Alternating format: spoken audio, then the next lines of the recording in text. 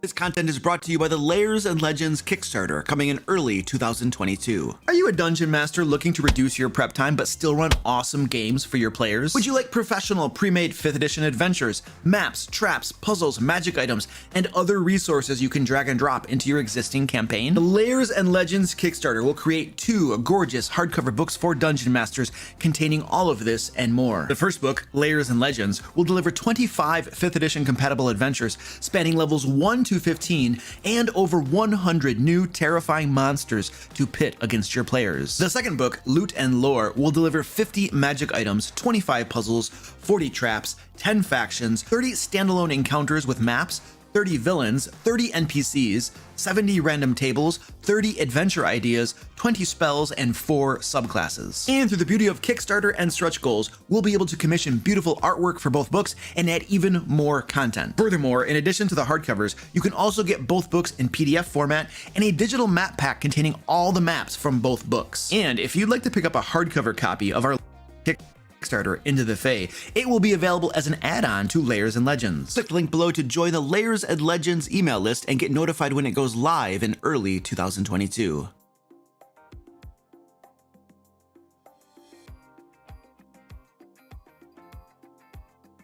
Yeah, try that command again now, Goliath Cleric. It might actually work. Alright, I gotta get some coffee.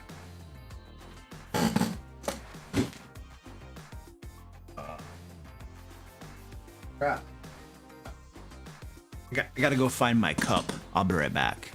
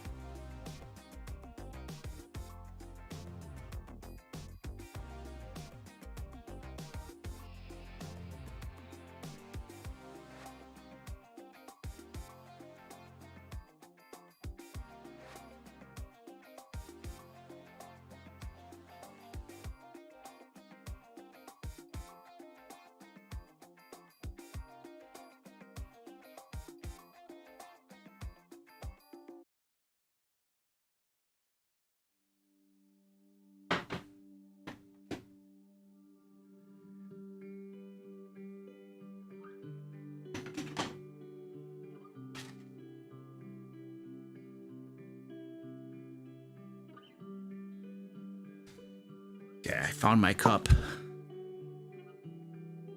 Somebody washed it. It's insane.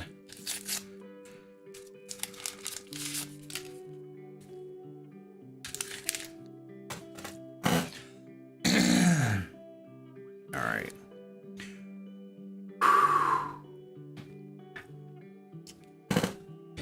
Amanda McGraw, hello. How are you doing? You're not for sure that naked face is YouTube appropriate? I know. Don't worry. It'll take me about 2 weeks and then I'll be back to normal. Doesn't take long. Kodiak Bear, hello, how you doing? Goliath Cleric, what's up, dude? Ed, I saw you up there. Hello. Silas Cloud, hello. Ken Hunt, what's up? Mr. Gore, good to see you again. Scotty V, what's up, dude? Jesse McCarter, hello. Krister N4s, what up? Gabriela Kunza, hello. What up, dude? Wilfredo, hello. Figueroa, dude, I had a student with the last name Figueroa. Andrea and Carmen Figueroa. That's when I was a teacher. Obviously, if I had students, it was when I was a teacher. Andrea was a crazy good student. She was always getting good grades.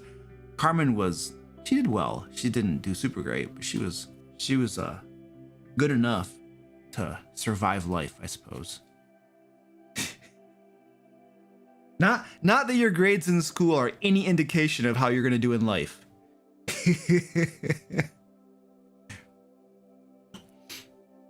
What did I teach? Raymond, I taught math and English mostly. Kind of math? I've taught geometry, all the proofs and theorems and stuff. I taught it was calculus. No, it wasn't. No, it wasn't calculus. No, it was like It was like crazy advanced. It was like, there was an algebra in there. What do they call that crap? When you have cosines and tangents and stuff. But it wasn't the introductory stuff. It was like, you're doing theorems and proofs with cosines and tangents and, you know, a whole bunch of crazy stuff. So I did that stuff. And then English was just like, you know, writing, reading, literature, that kind of stuff. I did that for 4 years.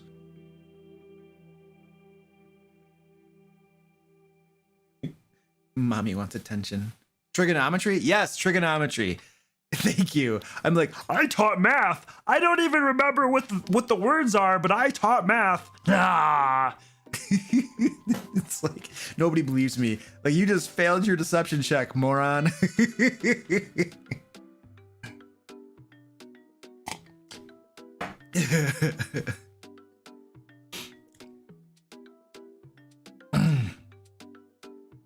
Do I use any math right now? So I have a day job and a real and the business that I run and stuff. What math do I actually use? I use basic mathematics, addition, subtraction, multiplication, and division, and I use formulas and spreadsheets. And that right there is all the math I need to run a very successful business thus far. And the day job pays crazy well for as little for the stupid small amount of work that I put into it. So yeah, you don't need to know a lot of math to be successful in life. You just gotta not be dumb with it, and then you're pretty good. Tony is like, most math is useless. It is, unless you're in a field that requires you to know it. But if you don't have a specialized field where you need to know it, then it's pretty much useless. I mean, you got to know basic stuff, but that's all you need to know. My day job, I am a Scrum Master. I work with software developers on an agile development team. They make software. I make sure that nobody bothers them and they can work, essentially. And I help them if they have a problem, I try to help them solve it and crap. And I look for ways for them to improve their processes and stuff. It's not hard. It's probably the easiest job I've ever had.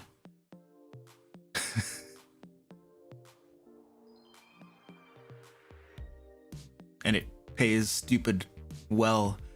The irony. The irony. Yeah, Squeaky is being patient.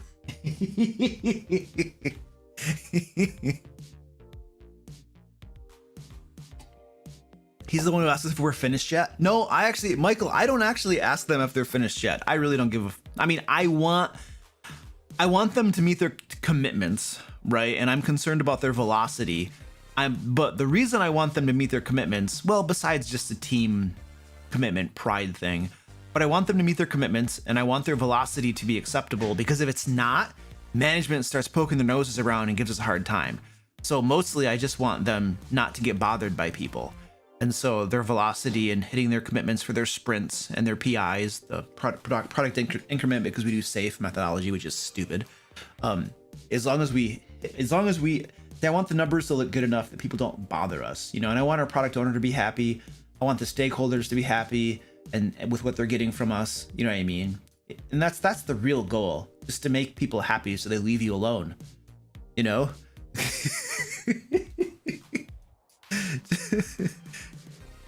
I don't know if that makes sense, but that's kind of the goal.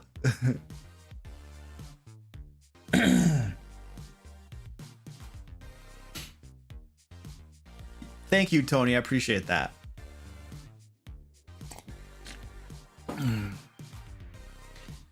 Yes, Brandon, I did change the name of that adventure I built Friday because I live a very secluded life away from perverted thinking, I suppose. And one of my wonderful moderators told me after the fact that the original name that we came up with was a slang word for something very, very nasty. And so we changed it. I don't know if the person who suggested it was intentionally thinking that or if it would just happened to be the case, but yeah, it got changed and I'm very thankful. Ed, thank you so much for alerting me to that, because I would have published something extremely vulgar. And I'm sure people on Twitter would have been like, ah! Because that's what Twitter's all about. It's about being outraged and offended. I think 90% of Twitter is just, what the heck is that word? It's like they don't actually care about it. It's just, oh, there's a special term for it. I was literally thinking about the term today, where you're pretending to be offended by all these social things, you know, but you're just really trying to make yourself look good. There's a name for it, and I had the term and I was thinking about it. It's slipping my mind now. Somebody knows what it is. What the heck is it called? Virtue signaling. Thank you, Tyrium. Yes, that's it. Virtue signaling. I am convinced that 90% of people on Twitter are virtue signaling. That's all they're doing. They're just being outraged over every little tiny thing, and they don't actually probably care a whole lot about it. It's just they're virtue signaling, and it leads to likes and retweets and stuff. It's like a game. They're playing a game, you know.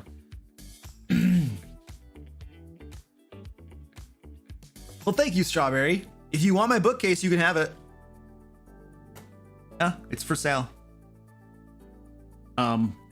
Ed, how much are we gonna charge for the bookcase? How much do you think we should charge for the bookcase?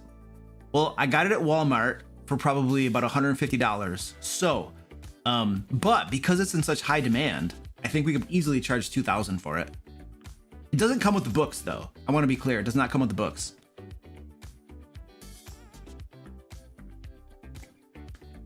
Amanda's like $2. What? What? No! My bookcase did not depreciate.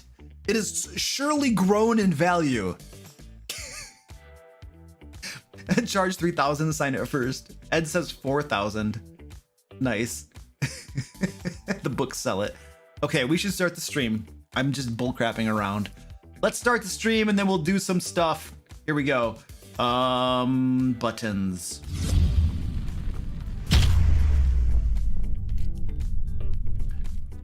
All right, hello, welcome to the live stream. Yes, I shaved. We have a special video coming out at the end of April that required me to shave. So, you won't see me like this for very long. My wife broke up with me when she saw this, and she is now looking for a boyfriend. So yeah, it didn't go over too well. But the upside is that once it grows back, I'm pretty sure that she'll take me back. So, but that's it, you know. So yeah, it'll be back soon. Just in case you're wondering, that's why, dude, I look like when you shave, it takes like 10 years off. So like when I was filming, I had all my makeup on and I shaved and stuff. And I was like, dude, I don't look as old as I actually am.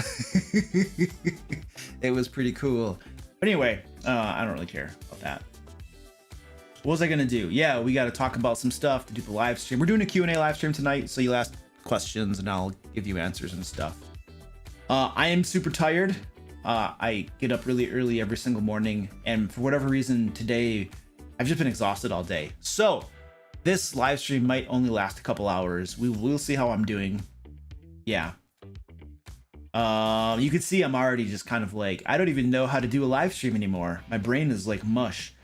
What am I supposed to do? We're supposed to talk about stuff. We're doing a giveaway. So there's a link to the giveaway down there. A D&D book of your choice or store credit on the DM Lair store, which you can get cool stuff there, like Into the Fae, Lair magazine, back issues. Good, it's good stuff. And we're also trying to raise money for BACA, Bikers Against Child Abuse. There's a link down in the chat, a couple of them, for the charity that we're raising money for. These bikers, according to their website, they do not beat up child abusers, but they should. So when I give them, we're gonna raise $500 for them, and when I give them that donation, I'm gonna include a special note that says, "Pretty please, kick the crap out of some child abusers because we don't like them." But they don't do that, so that's a stretch. I don't think they're gonna do it for me. But anyway, we're trying to raise money for them because that's a very good cause. And yeah, so if you want to donate to that, all tips go to BACA. And then when you donate, or if you give super chats and stuff, you can kill the boss up here too. It looks like Abby is up there from last stream, so you can kill Abby and get your name up there. Yeah, $50 is an instant TPK, or killing blow, or whatever you want to call it. All right, sweet. We got all that stuff out of the way.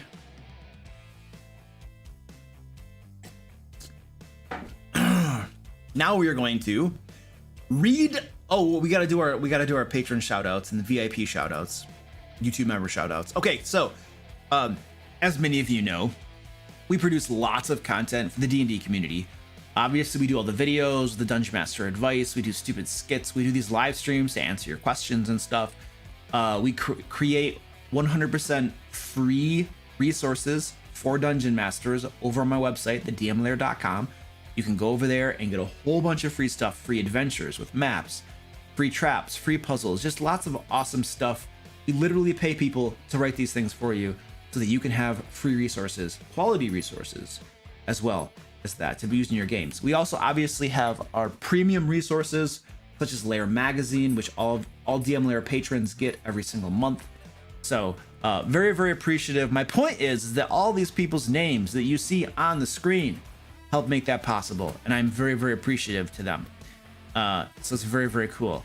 They pay a bunch of money to be patrons, and then that money goes off to writers and freelancers and cartographers and graphic designers and all the different people on the team that contribute to produce all of the resources that we provide to you. I want to be clear, I don't do it all myself. I have a team of people that get paid to help do all this, and these patrons help support all of that, so they're very, very awesome. Okay, now the next one here. These folks here pay us more money so they get their names read out loud. That's the way it works. I am bribable. You give me a $50 bribe, I will drink this tea. Sometimes I do it for free too. All right, here we go. 5e Magic Shop, Aerospatial, Alex T, Amanda W, Ambers, Amy P, Andrew M, Andrea U, Andy S, Andy W, Anthony M, Antoine B, Arutha Baldwin, Barda Bear, Benjamin B, Brad A, Brandon A, Celestina K, Chase O, Chris C, Chris E, Christopher S, Cody B, Colton T, Contrary Gravy, Corey S, Draxus Dresna, Dutch Ed R, Edward L, Ericos, Philip H, Flame Black 200, Frog, Goliath, Cleric, Gravy Chorin, Girl Munder H, Ian F, Iron Lord 79, It's Beoban, Izzy T, Jackie Pizza, Jake L, Jacob K, James L, Ian F, Jeremy W, Jeremy G, Jessica, Jim P, JM, Joe D, John A, Joseph H, Josh S, Justin P, KS, KK, Keith L, Kevin F, Kezides, Kirby G, Kyle M, Labraworks, Leopold X92, Lionheart, Marty M, Marwin R, Matthew J, Melinda G, Miro Stahl, Mr. Linkanu, Mr. T, Nikita, Oldtimer, OND, Penguin Butt, Pierre P, Paul Bubblestoffer, Rachel S, Radiance, Guardians, Ramus, Razlik, Race W, Renner C, Robert C, Ron R, Ronald Ryan, SD Souder, Sakura, Scott V, Sir John, Shane L, Sheila A, Snapbragger, Snowy Tiggy, Son of a Sofa Man, Soul Naya, Status Alive, Stefan TV, Steven, Mr. T, whatever, ST, Steven, Steve D, Steven A, Tactical Tokens, Talking Napkin, 3/4 Hospital, The Old DM, The Pickle, The Casual Nerd, The New Bad Hombre, Thomas F, Tom, Team, Tim, Tuman, Tiger 500, Tim Black, Tom C, Traveling Cash, Tristan W, Tyler R, Vincent G, Vladimir S, Will M, XX Red Drum. Thank you. That is all. Okay, cool. Let's do this. Q&A time. How do you feel about 3.5 edition? I liked it. I liked it a lot. That's how I feel. What's your opinion on free level 1 feats? It's stupid. It's the stupidest thing in the world. Like, you don't need a free feat at level 1. Gosh, it's like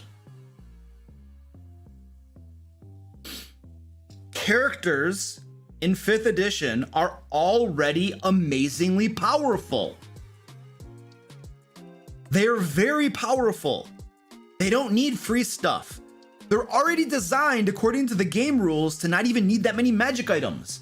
And yet dungeon masters give them lots of magic items a lot of times anyway. It literally says in the core rule books that you don't have to give out tons of magic items, that the game is balanced to not need them. In fact, if you look at, I believe it's Volo's, no, not Volo's, one of those stupid things. What the heck was it? Xanathar's Guide to Everything. If you go to the part about magic items, there's a sidebar that literally says that you can play the game without giving out any magic items, and it'll work. They put it in the sidebar in Xanathar's. Like, you know, that'd be good information to put in the Dungeon Master Guide, but they waited a few years to give it to us. So, but what's my point? What am I ranting about? Powerful 5th edition characters. They don't even need magic items. They're powerful on their own. They don't need free feats at level 1. Like, I don't know why. So, okay, if the Dungeon Master knows what he's doing and he wants to give out free feats at level 1, and he knows that he's gonna have to rebalance stuff because the characters are gonna be pretty powerful, then that's fine. But you need to know what you're doing and understand what a free feat at level 1 does to the character builds and what it allows them to do. Feats, especially if you're looking for, there are certain character builds that when they get about 3 feats that all work together, or maybe even just 2 feats, are amazingly powerful. So you need to be aware of these things. And if you walk into giving that free feat away at first level and know what the heck you're doing, then rock on. You know, you don't need me to tell you not to. But I feel like a lot of people just read stupid stuff on Reddit, or like they see videos and people talking about it and they're just like, oh my gosh, that sounds amazing. Players would love that. Well, of course players will love it. Players always love more power. That's why the books that we're coming out with, that the Wizards is coming out with, constantly give them more and more power because it sells books. Players want it, you know, and players want more power. But if you're going to do that, you need to know how to balance your game. And if you're running modules and stuff, you need to be aware that you're probably going to have to rebalance every single encounter in your module. Maybe not. I might be exaggerating to make a point, but just don't do it with your eyes closed, you know, and don't, it's like, that's a big change. It may seem innocuous, but that's a big change to give a free feat at level 1.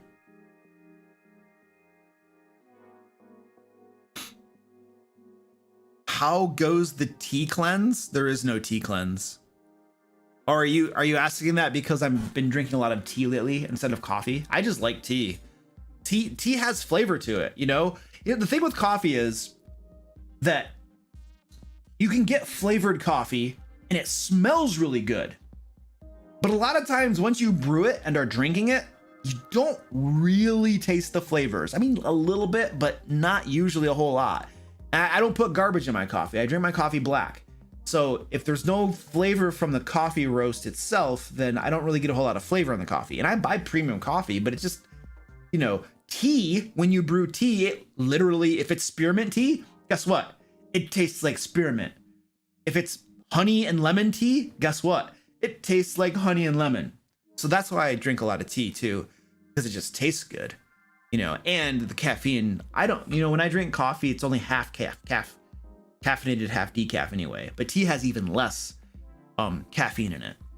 And I'm going to go to bed as soon as the stream is over. And I want to be able to go boom and crash because I get up at 4 in the morning every morning. So I don't want caffeine in me really right now.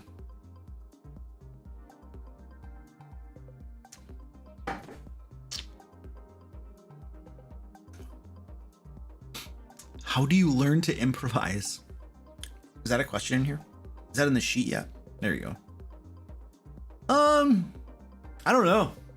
I don't know how you learn to improvise.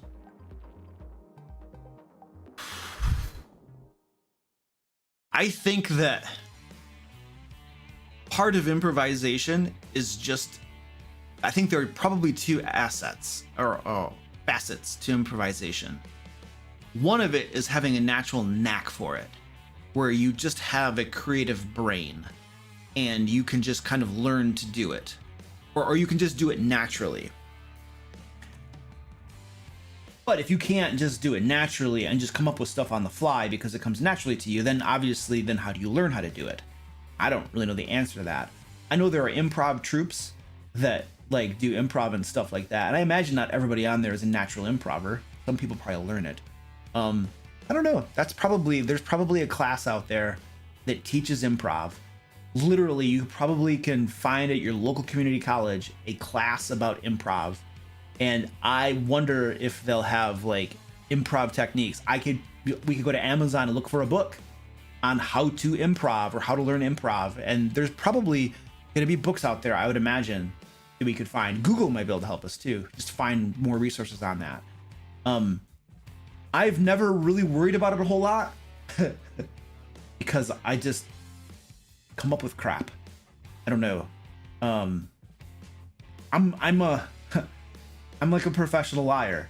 I just can easily invent and come up with things most of the time. So it's never really been a thing that I really think about of how to learn to improv because I've never really needed to necessarily. But there are a bunch of resources I'm sure you could find out there if you take a look. I just don't know any offhand.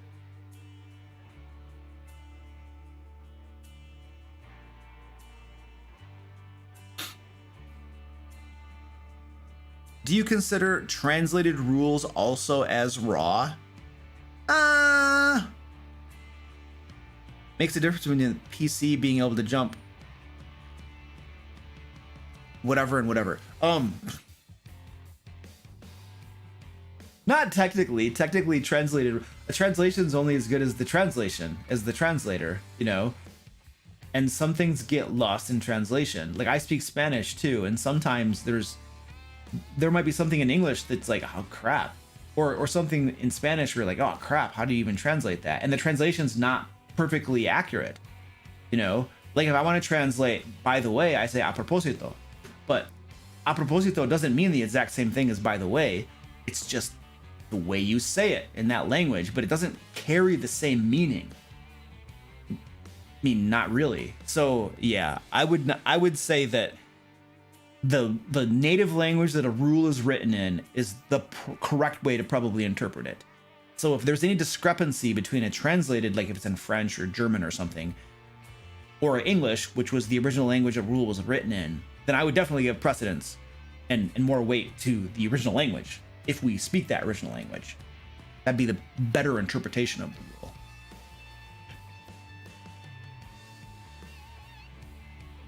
Mr. Gore, mommy just hangs out. She just needs attention all the time. What age would you recommend to start introducing D&D to a child? Not 5. Not 5 and not 6. Here's the thing. When the kid, all the kid wants to do is come to the table and roll the dice and he's bothering the crap out of all the adults and the other people who actually want to play the game, that's too young. That's too young. Like, they need to have some basic ability to sit there and have a basic comprehension of what's going on and be able to sit there and play the game. 10 is definitely manageable. My daughter started playing with me when she was about 12-ish, no problems whatsoever. My youngling group was about 12 or 13 when they started playing with me. They have to have a certain level of maturity just to be able to play the game. Otherwise, they're just gonna come roll dice and move the minis on the map, and they're not even really playing. You know, I don't know where that threshold is. You can always just try introducing it to your kid, no matter how old they are, and just see if it takes and see if it works. And if it doesn't, wait a couple years and try again. You know, so, but if you're talking about appropriateness, well then, if they're young, you just cut out some of the stuff. You don't describe the gory stuff. The things you don't, you know, describe the monsters with such detail, perhaps, if you think it's gonna like give them nightmares or something. So you use your brain to figure out what you think would be most appropriate, you know, as far as that aspect of things goes. I answered that one. I answered that one already. What do you personally find the most difficult part of adventure creation?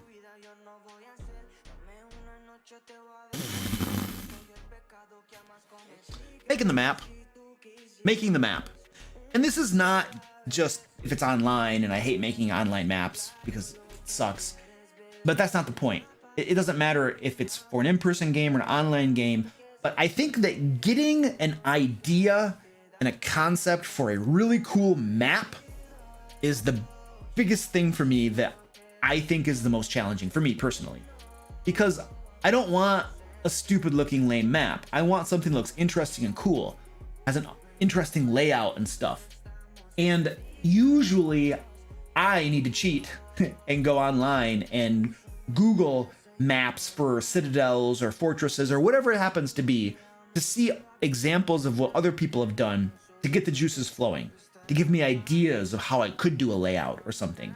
Because I tend, if you tell me to draw a map of a castle, you're gonna get a square castle with a tower in the four corners and a keep in the middle.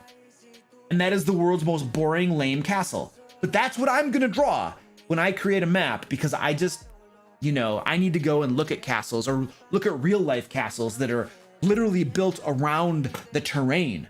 The terrain, the precipice or the plateau or whatever elevated area that the castle was built upon, the shape of that and a lot of those natural features determine how they actually built the castle, because they start with the terrain and then they have to figure out the architecture of the castle. So looking at real world examples and stuff like that, or maps people have made, helps me a lot. But for me personally, getting the map done is huge. Once I can get the map figured out, everything else is easy. You know, it's just, let's make some encounters, let's find a cool monster, let's get a little plot hook going on, let's throw some treasure in there, you know, the room, what's in the rooms, this is easy stuff, you know. And a lot of that, especially when you're describing a room, describing what's in the castle, improvising the little details, a lot of this I can just improvise. You know, if I have the map, if I know what the encounters are, that's kind of all I need. The rest could just be improvised. But the map is the biggest thing, and that I probably find the most challenging.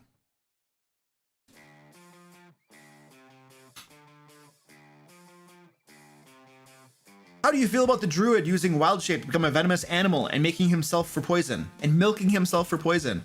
Well, if I had a druid that started doing that, I would look at him and say, hey, how many times do you think you're gonna do that before you force me to nerf that ability? And my players will look at me and be like, yeah, I know, I won't do it that often. Okay, as long as we can agree that you're not gonna do it that often, then I won't have to do anything. It's kind of like if you take that decanter of endless water to like a desert region and just start making water endlessly and selling it to people and making tons of money. It's like, I look at the player, okay, so do I need to take that away? No. Okay. There's a million ways you can break the game. There's a million ways you can come up with some, you know, they make videos, people on YouTube make videos about it, like, you know, oh my gosh, this combo. You know, there's always going to be these things you can do and these combos and these types of things, and summon the pixies and they turn you into T-Rexes. I mean, there's a bajillion things you could do to like break the game or circumvent the rules and stuff like that. And the solution is usually pretty simple. Just talk to your player and be like, yo, this is just not going to work. So either you can self-regulate or I can help you do it. You know, I'd rather you just be responsible and not try to break the game on me, and then we're all just happy. Otherwise I have to, like, you know, put my boots on or something. I don't know. So let's just work with me here. What's your opinion on Rangers? I've been playing one for 30 years. Well, Tony, I would deeply offend you if I gave you my opinion on Rangers. I don't know. I don't play Rangers. I rarely play any character classes. The Ranger out of the book is grossly underpowered, and Wizards knows it. But they apparently didn't care to do anything about it for a few years. Half a decade. I play monsters, though, with stat blocks, and I love those. They're easier, they're more fun, they die all the time, which means I never get bored. It's amazing, it's beautiful. Any thoughts on the new D&D book? Journeys Through the Radiant Citadel. It's got 13 adventures in it. It's sold as an anthology book, like Candlekeep Mysteries. I was literally reading the announcement on that today. So it's levels 1 to 15. It has 13 adventures in it, and it has how many new monsters? It had like a dozen. How many new monsters? It wasn't that many. Goliath Cleric, do you remember how many new monsters it has in it? I'm about ready to draw a very nice comparison. A beautiful comparison. 11. I thought that was the number. So it has 13 new adventures and 11 monsters in it. Let me tell you something. We're about to do a Kickstarter. It's starting April 5th. It's the Layers and Legends Kickstarter. There's a link in the chat down in the description for you. It's gonna have 2 books in it. One of the books, the Layers and Legends book, the titular book, titular, I don't know. The book that has the title on it of Layers and Legends. I can't speak English. That book alone is going to have at least 25 adventures in it, and it's going to have over 100 monsters. Right. So when I was reading about Wizards books coming out, and I'm just looking at it, I'm just like, that's all you got? That's the firepower you're coming to the table with? Like, one of the books in my Kickstarter is going to knock the crap out of yours. So I don't know. Maybe I'm being boastful and arrogant and egotistical or something, but my point is that what we're going to have is going to have way more stuff in it. And the adventures that we publish are way easier to use at the game table and reference and stuff like that. We've slowly perfected a methodology of writing adventures to make them easy to use at the game table, and not just big blocks of text that you have to read and you can't find what you're looking for. So anyway, I would pass on their new thing and get mine instead if I were you. But obviously I have a very, very extremely biased viewpoint, and you should not overlook that fact. All right, let's keep going. How do you get kids interested in D&D? Yeah, I don't know. I just ask them to play it with me. That's the way you get anybody interested in D&D. Yeah, ask them to play with you. They play with you and they have fun. That's the answer. You get them to play with you and then they have fun. If you get them to play with you and they don't have fun, well, then they're probably not going to be interested.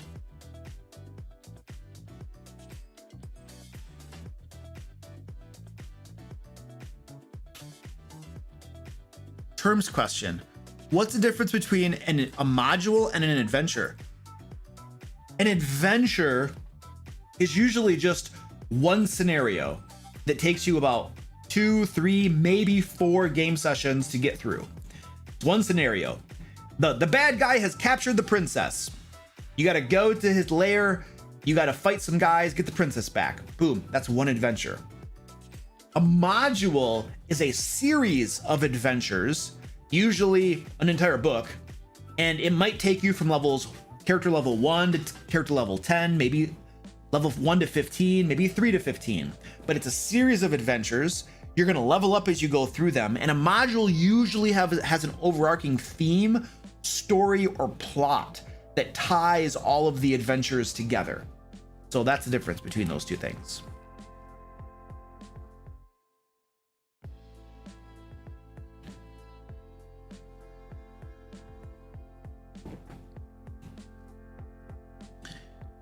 My players ignored a plot hook of meeting with the king to gather information on the stolen sword they have to recover.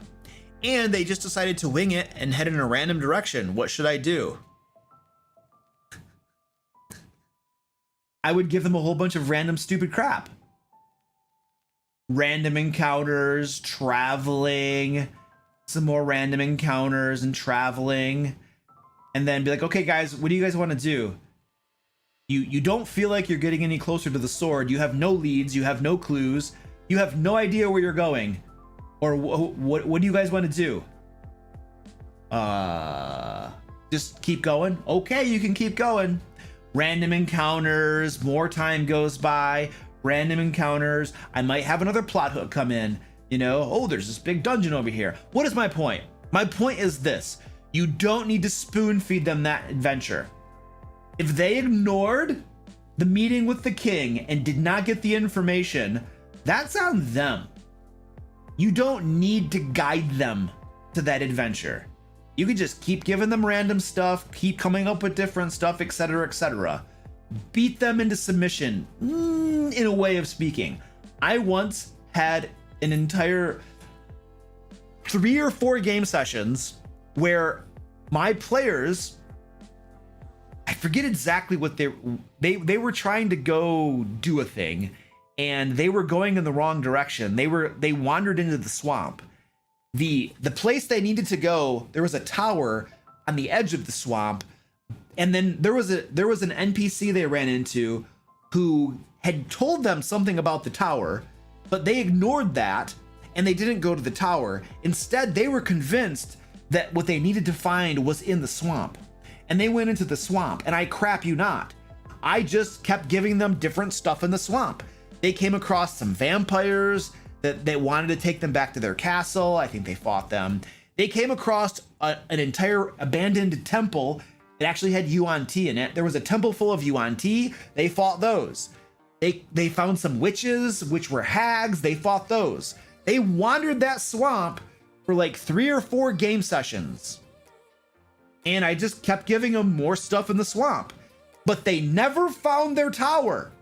And finally, they said, you know what? We're not finding what we need to find. Let's go to the tower. And then they went to the tower, and then they found it, and then they did the adventure and stuff. But it was like literally 3 to 4 game sessions of wandering around in that swamp. That was my Hand of Light group from like 4 or 5 years ago. So just because when they ignore things and go off randomly, that doesn't mean, now you could, if you want to, give them more clues to steer them to the adventure. You can. I'm not saying don't. I'm not saying don't. But what I'm saying is that you don't have to either. You could simply let them wander about randomly doing random things. There is a certain amount of fun in that. From the Dungeon Master's point of view, in my opinion, and also from the player's point of view, because they're just gonna wander around doing random stuff, random encounters, different things going on and stuff. And then finally they might just be like, you know what? Let's go talk to the king again. You know? So I think that's either is perfectly acceptable for you to do. You know, I personally get more fun out of letting them just wander around randomly because they decided, they made their decisions. Now they have to live by it. You didn't want to go get more information? Then fine. You're just gonna wander around randomly. Maybe you get lucky, maybe you don't. But I don't have to help you. I'm not gonna like magically do things in the world to like give you more clues and get you back on track. I am not under any obligation to do so. I might if I feel like it, if I have mercy on your poor souls, or I could just let you have agency and have your choices be meaningful and make a difference. And you chose not to go to the king, so now you wander around randomly. Congratulations. So there's a couple different ways you can do that.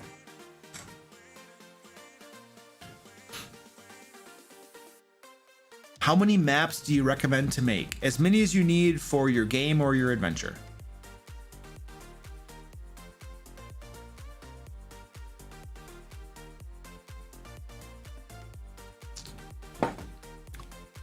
Master Brewer, thank you for becoming a member, dude. I appreciate that. Members do get priority on answering their questions. Just throwing that out there. Bobby Smith, thank you for the $5 super chat. Do you have any cool side quests you'd be willing to share? Oh, I probably do. I don't know how to offhand. I have to think about it. A side quest?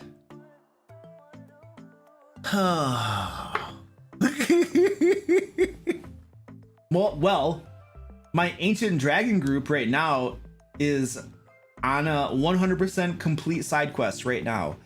Their side quest has taken the entire campaign in a different direction. Previous to their side quest, they were investigating some fae and demons and devils that were causing problems in the world, let us say. And then, along the course of things, they managed to awaken a titan. A mad titan that had been cast down from the heavens and had been buried basically in a swamp for who knows how long.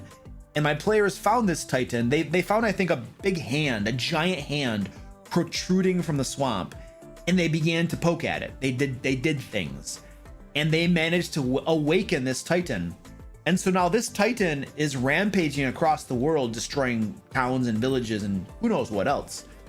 And so my players, one of the characters did some research and determined that the only way to stop this Titan was to get Goliath Cleric. What's the name of that book? I call it the Book of Tongues, but it's like the Talisman of Ultimate Evil or something. What is that book called? Goliath Cleric knows. He's in that game. It's that book, the very ultimate evil book, the horrible book that's really, really bad. It's Artifact. Somebody knows. The Book of Vile Darkness. Thank you. One of the characters whose players are no longer even in the game did some research and came back to the rest of the group and said, guys, the way to defeat that Titan is the Book of Vile Darkness. And then they did some research to find out where to find the Book of Vile Darkness. And the place to find it is in a realm of dread called the Dark Shards that is ruled by Zitrith, the queen, the mother of nightmares. And so now my players, to stop this Titan, are trying to get the Book of Vile Darkness, and they have gone into the Dark Shards. And in the Dark Shards, they have found out that all of the people there are being oppressed. Zitrith has 9 children who are called the 9 champions of Zitrith, and they are oppressing the people. There are a bunch of like fiendish creatures that serve them. There are tieflings that serve them, and they are oppressing all of the people. All of the humans basically are in essence slaves. And then there's a race or a species called Rugdar, who are kind of like orcs, who are good guys, and they're also opposing Zitrith as well. Anyway, my players have gone into the Dark Shards, and they've seen the horrible oppression going on. And so now they're less concerned with the Book of Vile Darkness, and they're more concerned with killing every single one of Zitrith's children and then killing Zitrith herself. And so the entire campaign has changed direction entirely, and they're just basically marching from Dark Bastion to Dark Bastion, killing all of the bad guys and just wiping them out. That is their current goal. And they're level 13, I think, now. And I'm sure they're going to be there until they're about level 20 or so, just wiping everything out.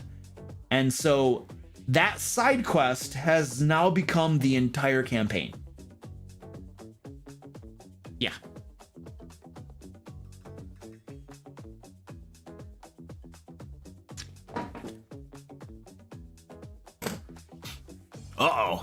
Uh-oh, we're getting unfamily friendly.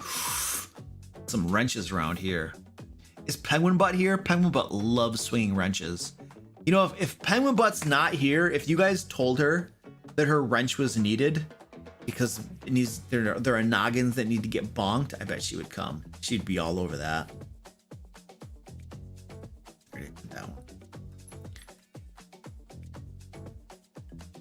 Lord God, thank you for the super chat, dude. I appreciate that.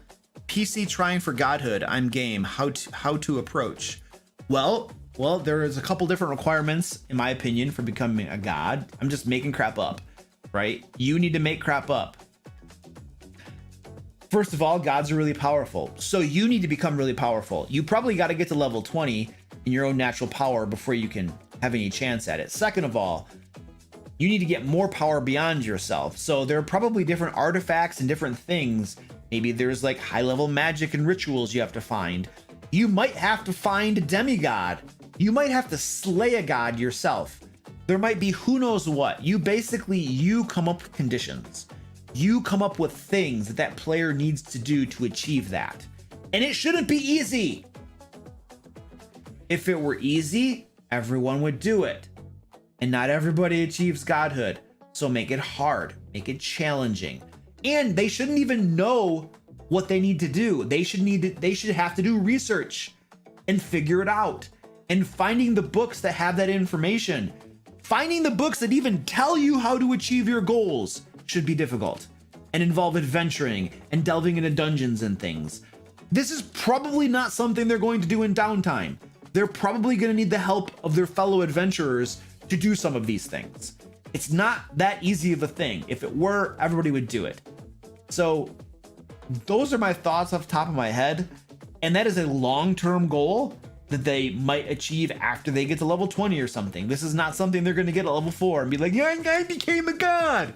Doesn't work like that. So those are my thoughts, how I would probably try to implement that. Any good monthly miniature subscriptions for 3D printer owners? I don't know any. I mean, I just don't, that's not one of my interests. So I just don't know. I'm ignorant on that. I'm running my first sandbox. How can I prep more when I'm unsure where my players will go? Okay, so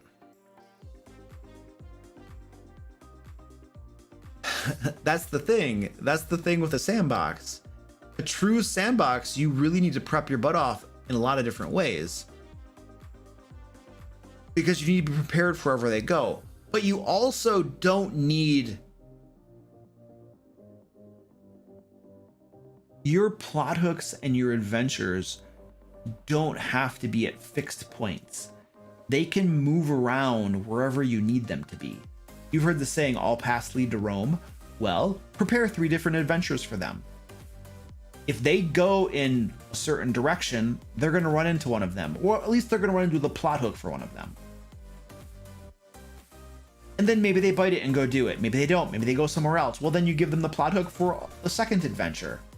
And if they don't bite that one and they go somewhere else, you give them the plot hook for the third adventure. And if they don't bite that and they go somewhere else, then you say, time out, guys. You got to work with me here. Like, I've literally given you 3 options for things you want to do, and you just want to go somewhere else still. Like, there's, you know, I don't want to force you to do stuff. I want you to have agency and choice. But there's only so much that I can do as a dungeon master to prepare for the games. I can't prepare the whole world. It's not Skyrim, where the entire world is literally there and you can wander around and all the quests are ready to go any moment you walk into them. So that's one option you have. You can also use, there's a system in, hold on, let me find this book. This book right here, Arbiter of Worlds by Alexander Macris, is extremely good. I would recommend getting it. And he has a system in here he talks about. I'm gonna find it for you, and then we'll look at it really quick.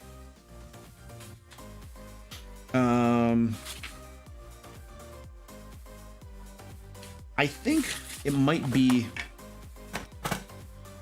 this chapter here. Hold on, let's take a look at this. My brightness is too high. I always do this. Hold on a second. I'm gonna fix this for you.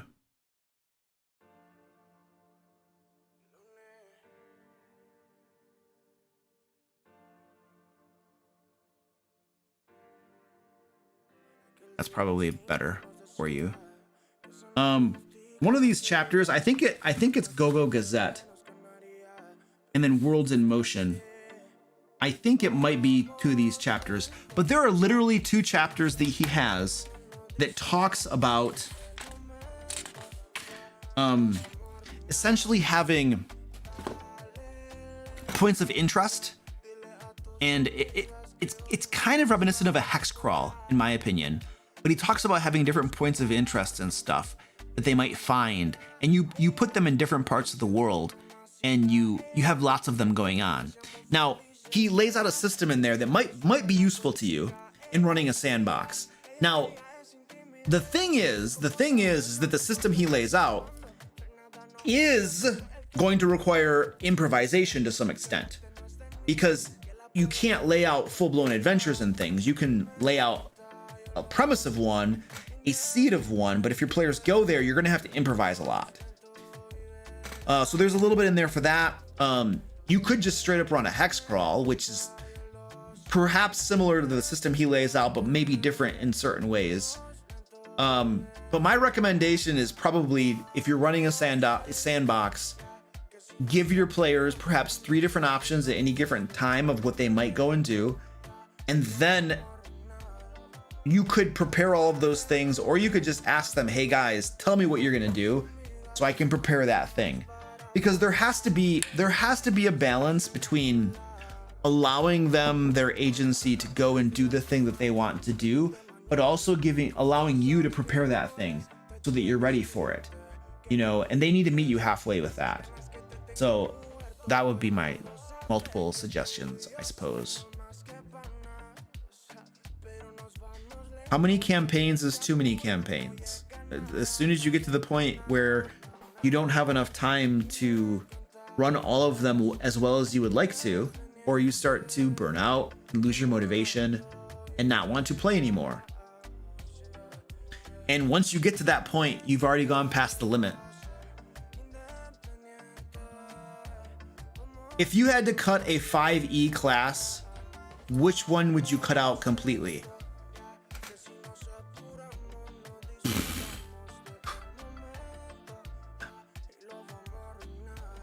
Anything that's not a core class in the book can probably just go away.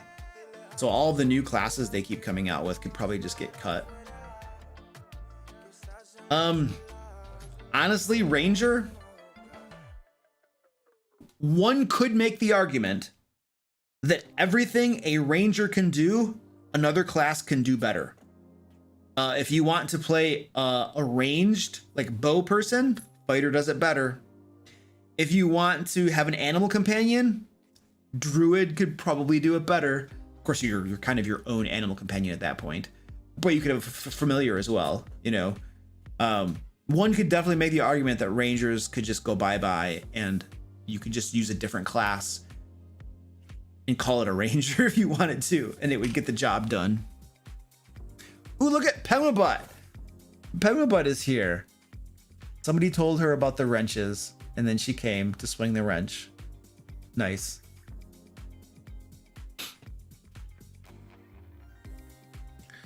All right. Oh, okay. I got the super chat. Oh, here's another super chat. Thank you, Michael. I don't know. That looks like a French name or something, and I don't pronounce. I'm a bad pronouncer person. I'm sorry. Anyway, thank you. Thank you for the super chat. Just color printed and bound my 2 Lair magazines. They look awesome. Thanks, Lair team. Awesome. Thank you, dude. That's awesome. I'm happy to hear that. Printing and binding them. Wow, that's nuts. So everybody who's in chat who helps work on Lair magazine, those compliments are for you guys. So we have Zack is here, Goliath Cleric. He writes a whole bunch of crap, does editing, does project management. Penguin Butt does project management. I think Ed is here. He's our lead developer. We probably have some freelancers and cartographers hanging around and stuff, but there's a whole team of people that help produce Lair magazine, and they do an amazing job. I'm really just the pretty face. So thank you, dude. I appreciate that. By the way, we are going to have, you're talking about printing them off and stuff like that. Literally, April 5th, we're starting a Kickstarter that is going to take all 2021 issues of Lair magazine, and we're going to put them into 2 hardcover books. So that Kickstarter, Layers and Legends, is starting April 5th. There's a link down below in the chat and stuff where you can follow that project for when it goes live. But it's literally going to give you everything bound, printed in 2 beautiful books. It's going to have fresh layout. We've gone through and corrected errata. Many of the adventures we had to rewrite because one of our cartographers was like, no, you don't have permission to use my maps, and you can't use any derivatives of my maps. And so I was like, okay, fine. I'll just pay people to write everything again. Like, there's an easy solution to this. They wanted like 20% of the back end. And I'm just like, no, dude, not happening. And so they got cut out, and we rewrote a whole bunch of stuff. And I've learned from that too. I've learned something about contracts and agreements. I mean, we had contracts and agreements and stuff, but yeah, that was a fun experience. I could talk more about that after the break if you want. Anyway, point is we rewrote a whole bunch of stuff because of that little fun disagreement. And what else was I gonna say? So anyway, it's gonna be really cool. We're gonna, custom artwork, where I've already begun commissioning artwork. We have people making artwork. It's beautiful. It's amazing crap. So that Kickstarter is going live in a couple weeks. You're gonna want to back that if you want to get everything. We're gonna have 5th edition adventures in it, over 100 new monsters, traps, puzzles. You guys, the puzzles the writers create are so awesome. It's one of the things that I always have trouble doing is making puzzles for my games. I'll go on Google, I'll try to find puzzles and stuff, and it's just really hard to find good puzzles to put in my games because I'm not good at making them myself. But our writers come up with amazing puzzles. I'm always impressed by the puzzles, and I so appreciate folks who write the puzzles. I mean, everybody who writes the stuff is amazing, but the puzzles are the thing that I can't do very well. And so every time I see writers coming up with cool puzzles, I'm just like, wow, that is amazing. Thank you so much. So anyway, that is gonna be going live. We're gonna do a cat strike here. I'm gonna give my cats, look at my cats. They're, holy crap. We're gonna give them some kitty treats. There are 2 that are off camera. You can't even see them. I have 5 lined up right here. While I get their stuff together to give them their cat treats, I'm gonna show you a little shameless plug. It's gonna give you more information about Lair magazine. And then we're gonna get to the cat strike. This content is brought to you by the Layers and Legends Kickstarter, coming in early 2022. Are you a dungeon master looking to reduce your prep time but still run awesome games for your players? Would you like professional pre-made 5th edition adventures, maps, traps, puzzles, magic items, and other resources you can drag and drop into your existing campaign? The Layers and Legends Kickstarter will create 2 gorgeous hardcover books for dungeon masters containing all of this and more. The first book, Layers and Legends, will deliver 25 5th edition compatible adventures spanning levels 1 to 15 and over 100 new terrifying monsters to pit against your players. The second book, Loot and Lore, will deliver 50 magic items, 25 puzzles, 40 traps, 10 factions, 30 standalone encounters with maps, 30 villains, 30 NPCs, 70 random tables, 30 adventure ideas, 20 spells, and 4 subclasses. And through the beauty of Kickstarter and stretch goals, we'll be able to commission beautiful artwork for both books and add even more content. Furthermore, in addition to the hardcovers, you can also get both books in PDF format and a digital map pack containing all the maps from both books. And if you'd like to pick up a hardcover copy of our last Kickstarter, Into the Fae, it will be available as an add-on to Layers and Legends. Click the link below to join the Layers and Legends email list and get notified when it goes live in early 2022. Okay, here we go. Look at this. Who has cats right now that are running towards your computer because they just heard that? Little guy, calm down. We got 6 cats right now lined up for the treats. I know. We're working on it. Hold your horses. Jeez.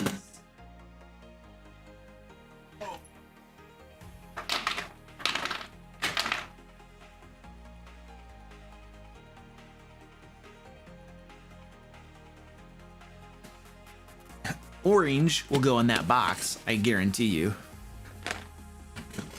I'll be right back.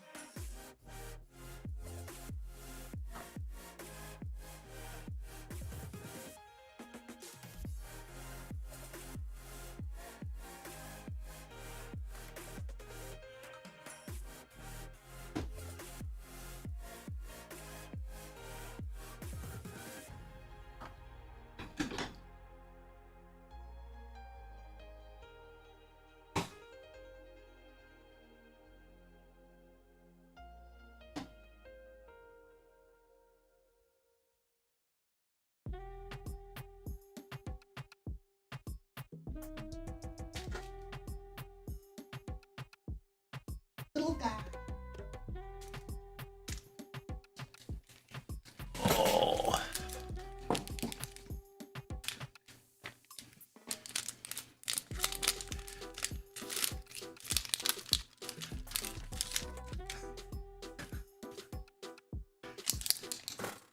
Thank you, Amber.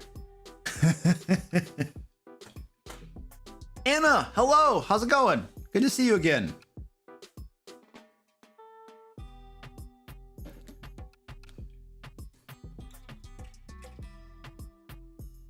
Harrison, I am back now. What up, dude?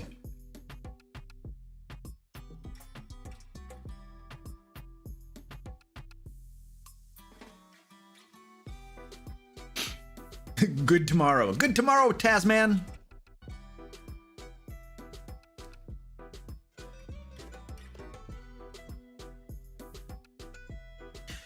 Somebody was asking what the price of the books were going to be for the Kickstarter. So the cover price of the books is $60, but for the Kickstarter, you're going to be able to get them for less. It depends on what tier you end up getting the books at. Like there are different tiers that start bundling the map pack in, the digital map pack. It starts bundling in. You can also get the digital copies of the product as well. And so once you start getting the higher tiers, where you're bundling in more things, you get a larger discount on the books themselves. Also, there are early bird specials. If you pledge on, there's 2 early bird specials. One lasts for the first 3 days. So you're gonna save money if you pledge for that early bird special during their first 3 days. And there's another one that lasts for 5 days. And then obviously you save money if you get that one as well. So if you pledge, there are 2 tiers, 2 specific tiers that are early bird specials. If you get 2 of those, if you get either one of those tiers during the time limit that it's available, you're going to save even more money. So obviously this is to encourage people to pledge early to the project, because that's the way the Kickstarter algorithm works. That's the game we have to play. So that's that's why everybody does those things.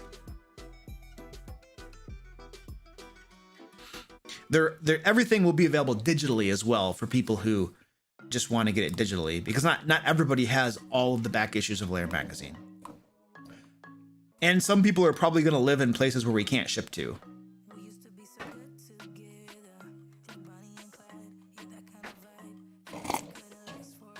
All right, let's get back to this. The kitties are almost done.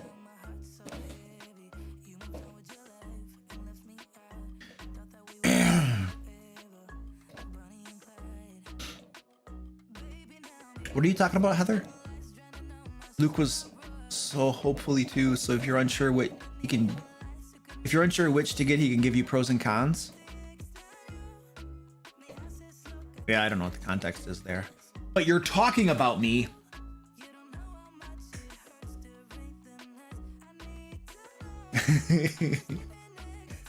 Frank, what's up, dude? I'm still on the tea. Yes, I'm still on the tea. They put some really interesting stuff in those tea bags.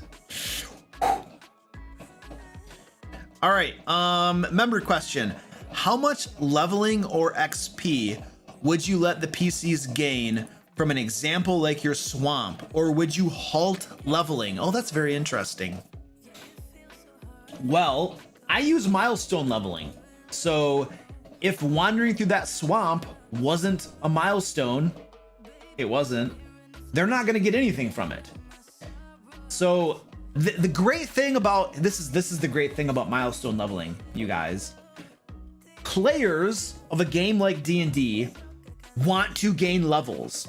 Half of the fun of the game is gaining levels, getting more power, getting new spells, getting new abilities. That is part of the fun of playing the game. That is why games like D&D are wildly successful and lots of people play them, because that leveling mechanic. Forget about the fact that the monsters all get more powerful too. That's just forget about that. That's the man behind the curtain. We don't worry about that. But other games where the players don't gain levels, they don't tend to be as popular, because there's a really strong motivator when you're gaining levels and gaining more power, and people really like that. And so games like that tend to be more appealing to folks. Not everybody, but to the majority of people, they're more appealing, let us say.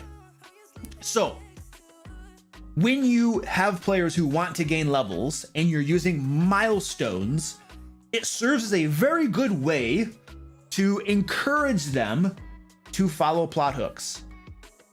Because presumably, if there is a plot hook and that's the adventure they're supposed to go on, it might have a milestone attached to it.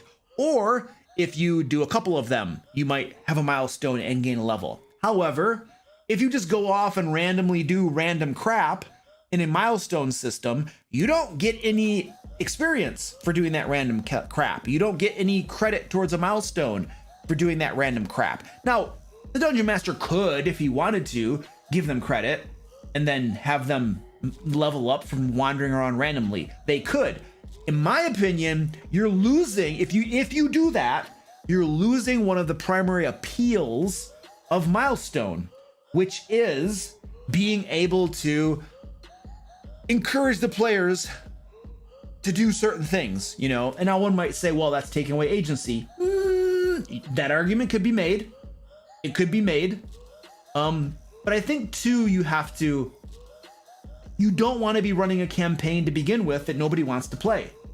And so if the premise of the game is that, hey, this is we're going to be running a campaign and this is the main storyline and stuff, and this is what you guys want to do, and you're okay with that, well, then that's the game we're playing. If we decide that's not the game we're playing, and we're playing a game where you just wander randomly around the world and find random stuff, well, that's a different game. And then the milestone system might work totally differently. And so you might say that it's taking away agency to do milestones based upon things the Dungeon Master decides are the right thing to do. The argument could be made, but I would counter with saying, but that's the game we all agreed to play. We agreed to play Curse of Strahd. And so the different adventures and things in there, the different objectives have milestones attached to them. That's the game we agreed to play. If you guys want to go wander randomly around Barovia, ignoring everything else, you can do that. I will not stop you, but they don't have milestones attached to them because that's not the game we agreed to play. So the argument could go both ways, round in circle, and it has different perspectives to it. And there are different ways you can look at that. So that's a big can of worms, I suppose.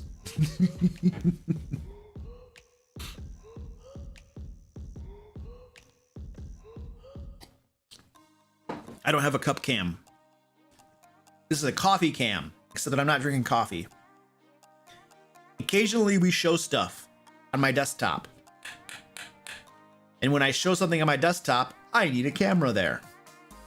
But when I'm not showing something, I show you my tea.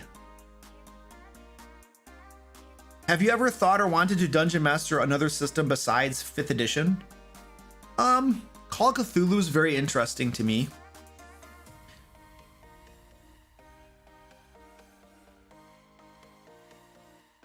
Sometimes I really want to play a fantasy, like sci-fi game, like Star Trek, Ed.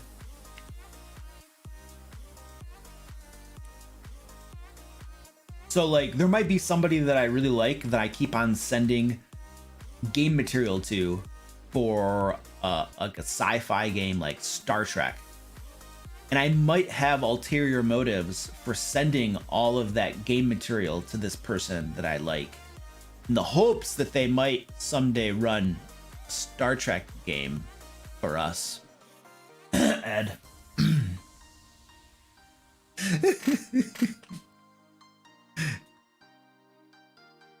So, but I don't know.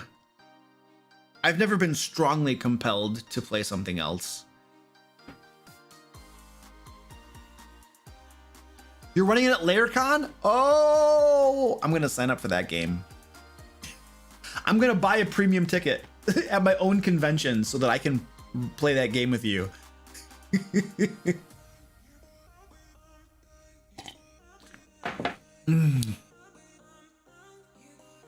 Do you change the encounters if the party is weaker or badly comprised?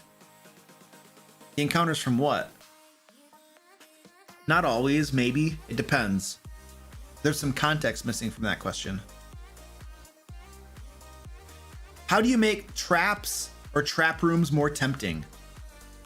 Well, Amanda, you don't really need to make them too tempting because you usually have one player who just gots to know what happens when you set the trap off. Well, the trick about making a trap room tempting is that you don't tell people it's a trap. It's just a normal room. And they have normal reasons for going in there.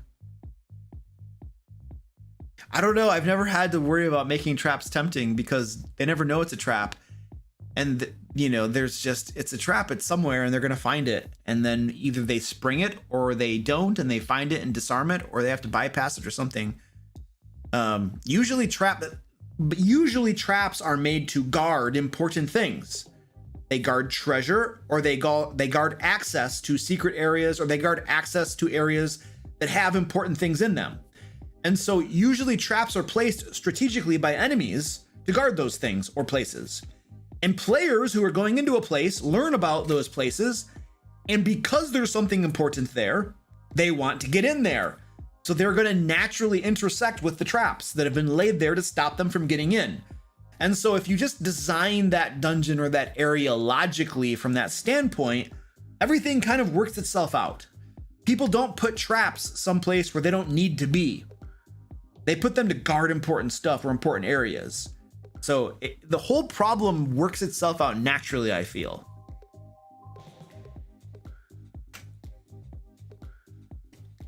This is a super important question. What's the best Dungeon Master snack for players to bring on game day?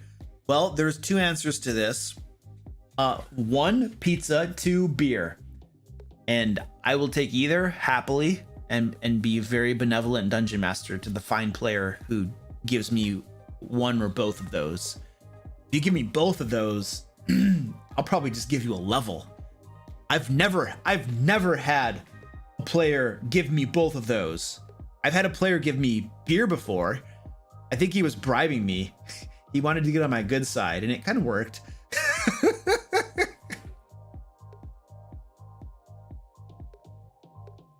I have two unanswered member questions still. Okay, I'm sorry. I'm gonna go try to find those right now. Oh, there we go. Senville. I'm gonna just go with your last name because I don't know how to pronounce your first name. I'm sorry. How do you deal with overhealing in a party? I have a game with a Circle of Shepherd Druid Life Cleric. When he uses Spirit of the Unicorn, each Goodberry is instant re-up for all. What the heck does that mean? Okay. We're gonna find what Spirit of the Unicorn is. Stand by, ladies and gentlemen. Pre-order Journeys Through the Radiant Circle, a collection of not ordering that on D&D Beyond. Give me a break. I'm not even gonna buy the physical book. Why would I order it on D&D Beyond? Okay, what was I doing? Oh, what? I totally got distracted. What is it? Spirit of the Unicorn? What the heck is that? I have never heard of that before. Unicorn Spirit. Circle of the Shepherd. I think that's what you were saying. Where is the Unicorn Spirit? What level is that at? Level 10 or something? Okay, Unicorn Spirit.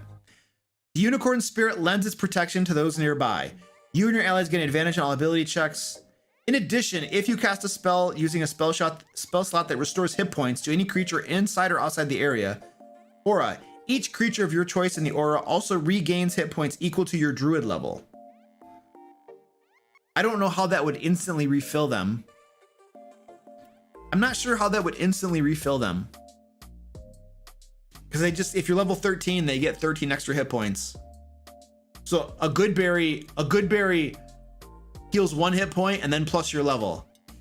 But it also says if you cast a spell using a spell slot that restores hit points. It almost sounds like it happens when you cast the spell.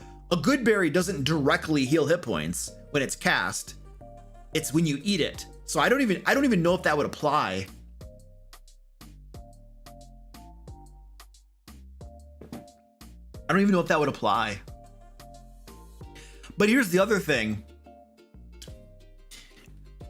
I think it was Ed or was it Zack? It was one of you two, I'm pretty sure, who said in not too long ago in one of your games that good berries count as a meal. If you eat a good berry, you are full and you cannot benefit from another good berry that same day. And that seemed like a very good house rule to counter the abuse that good berries often undergo in the game. That was you, Zack? Okay, cool.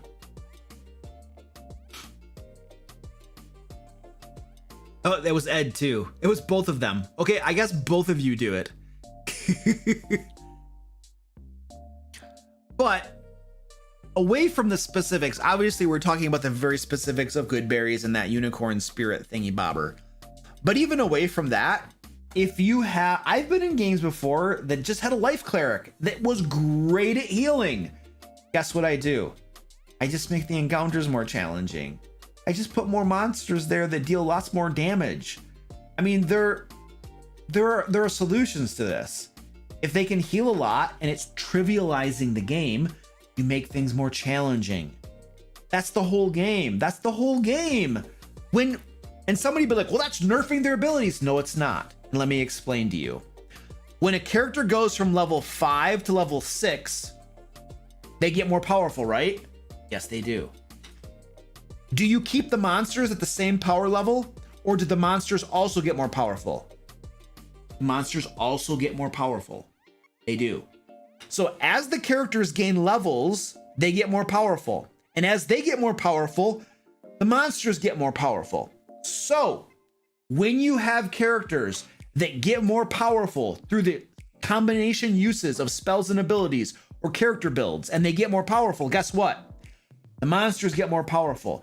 Anything in the game that causes characters to get more powerful results in monsters getting more powerful. It doesn't matter if it's from leveling. It doesn't matter if it's through magic items. It doesn't matter if it's through clever uses and rules lawyering and twisting abilities and getting combos and stuff like that. It doesn't matter. Players gain power, monsters gain power. Being able to heal a lot is powerful. So if that's the solution, somebody gets more power, the monsters get more power. That is the solution. It doesn't matter where the power comes from. That is the premise of the game. When you have a game that is designed where the characters get more power, it is also designed so that the monsters get more power. It doesn't matter where the power comes from. It's irrelevant. That's how you balance the game.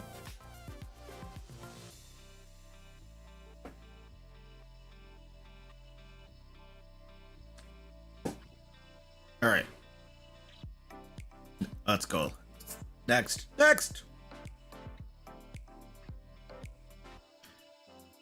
What are your thoughts on a more complex, crunchier, deeper system than 5e, such as Pathfinder First Edition?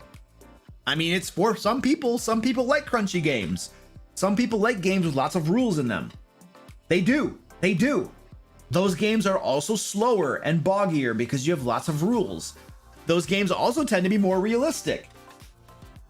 So they appeal to some people. They don't appeal to other people. I don't mind crunchier games like 3.5 or Pathfinder First Edition. They're the exact same thing. As long as people are able to run the game smoothly and not get too crazy with the bog and stuff, I like some of that crunchiness personally when I'm a player. Not a whole lot, and it depends sometimes too, but it appeals to different people. You know, obviously 5th edition appeals to a whole bunch of people, and then 3.5 appealed to a bunch of people, and Pathfinder does, you know. So it's personal preference is all it comes down to.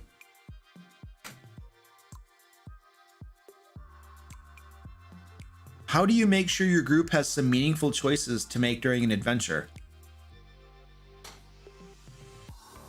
If you design an adventure, they will always have meaningful choices. Like I don't understand how they would not have meaningful choices. There is a dungeon with a bad guy in it.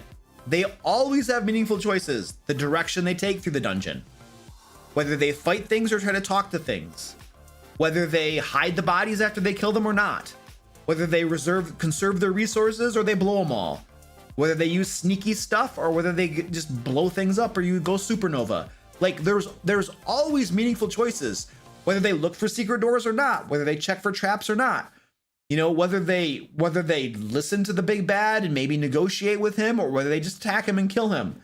Like there's whether they take a long rest in the dungeon or they don't. Like there's always meaningful choices. All of that's meaningful choices, and it has nothing to do with how you design the adventure. Now it might have something to do with how you run the adventure, but it doesn't have a lot to do with how you design it. There's always meaningful choices.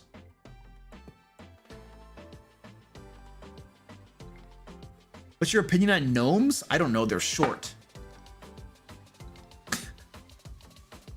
I don't know what you want from me. Ever done campaigns based off his actual historical battles? No, I've never done that. There's nothing wrong with it. I just don't think I've personally done that. One of my players' characters is mute. I'm having trouble having him participate in group discussions. Any advice?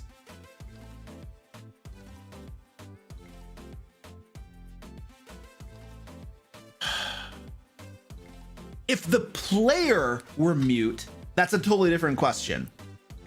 But here you have somebody who has intentionally chosen to create a character who is not able to engage with other characters effectively.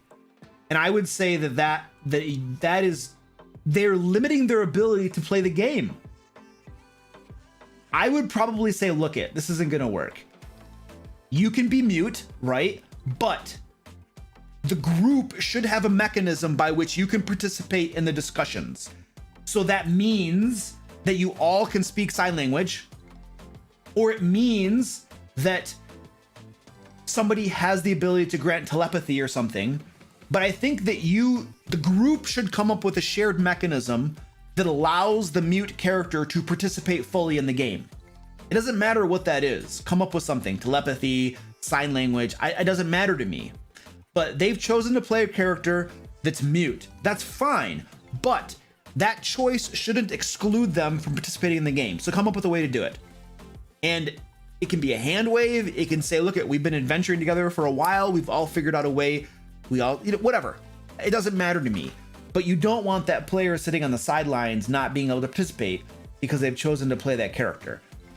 So I would come up with some methodology by which they can just participate in the game normally. They can role play the character that they want to role play, but they can still participate in the game. And it doesn't matter how you figure that out, but you need to do something, because I don't want any of my players to feel like they can't participate in the game. Now, somebody might say, well, that's their problem for creating a character like that. Well, you could say that. You could also come up with a solution for it that allows them to play that character, but also participate in the game fully, So, and I would prefer to do the second, as opposed to telling them to roll up a new character. There are solutions we can come up with, to help them play the character they want to play, but also be able to participate in the game. I think that would be my preferred option for that particular scenario. Now, you got somebody let's just end it right there. That's the one scenario we'll discuss right now.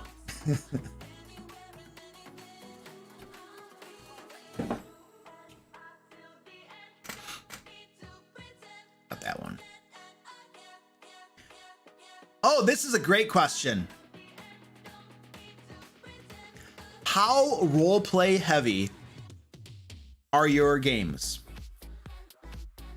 Well, brace yourself.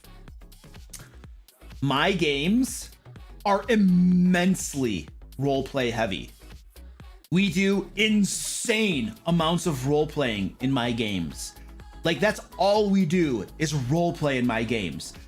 From the moment we start playing to the moment we stop, we are role-playing the entire game. Whether it's 4 hours or 6 hours, it used to be 8 hours. We are role-playing the entire time. And we role-play the entire time because the entire game is role-playing. The entire game. The entire game. So of course, when we get together to play D&D, we're role-playing.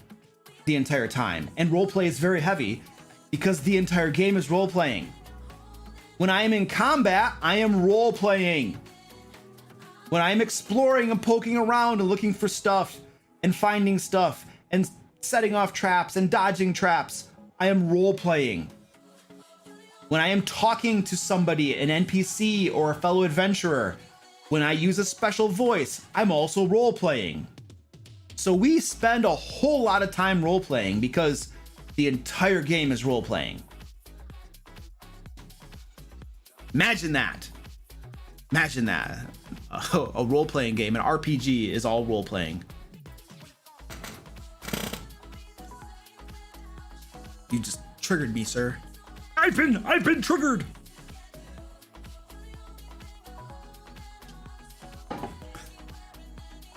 The rest of the question says, obviously a real game is different from a show like Critical Role. Oh my gosh. There we go. Yes, you are correct. A real D&D game is different from Critical Role or a show, any D&D show. And why? And why? Because a real D&D game is meant to entertain the Dungeon Master and the players. A D&D show is meant to entertain the audience watching them. So a real D&D game, like if you watch my Curse of Strahd game, you might not be entertained. It might not be that interesting to you. And that's fair because I don't really care if you're entertained when you watch my Curse of Strahd game. I care about my players having fun and about me having fun. So if you happen to watch it, like it is up on my second YouTube channel, and you can watch it if you want to, but if you're not entertained and it's not riveting enough for you, I don't give a flying crap because I'm not running that game for you to watch it. I'm not running it for the audience. No offense, but I'm not. I'm running it for my players and me. And that is the goal of a real D&D game, is to entertain the people actually playing the game. Now, the goal of a D&D show is to entertain the people watching the show. Like the people that are actually running it and doing all of the voices and the combat and all that kind of stuff. There's not a whole lot of combat in those games usually. It's mostly just the talking part of things. Their goal is not necessarily to have fun and enjoy themselves. Now, they might be having fun and enjoying themselves, but that's not their goal. Their goal is to put on a good show for you, the audience. So you definitely hit a very big, huge grain of truth right there. But the rest of the question was, so it says, obviously a real game is different from a show like Critical Role. But how much is combat, role play, and exploration? So instead of role play, it's called social interactions. But how much is combat, role play, and exploration? Combat, social interactions, and exploration. The mix really depends on your preferences and your players' preferences. It really depends. I love combat, so I'm gonna have a good, nice mix of combat.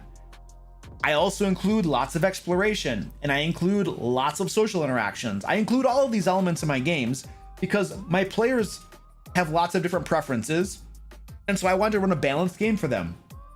Now, I will tell you this.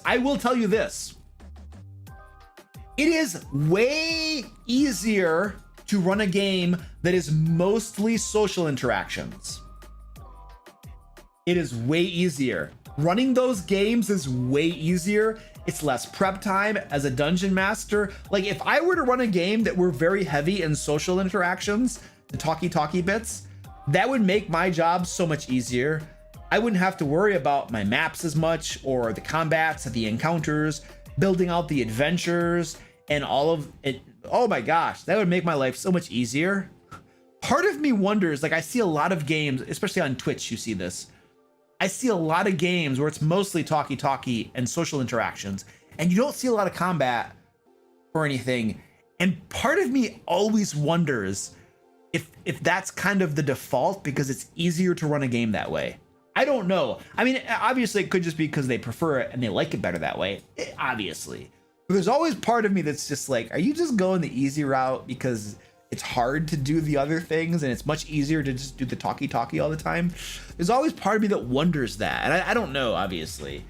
I'm just supposing and pondering it, you know? So.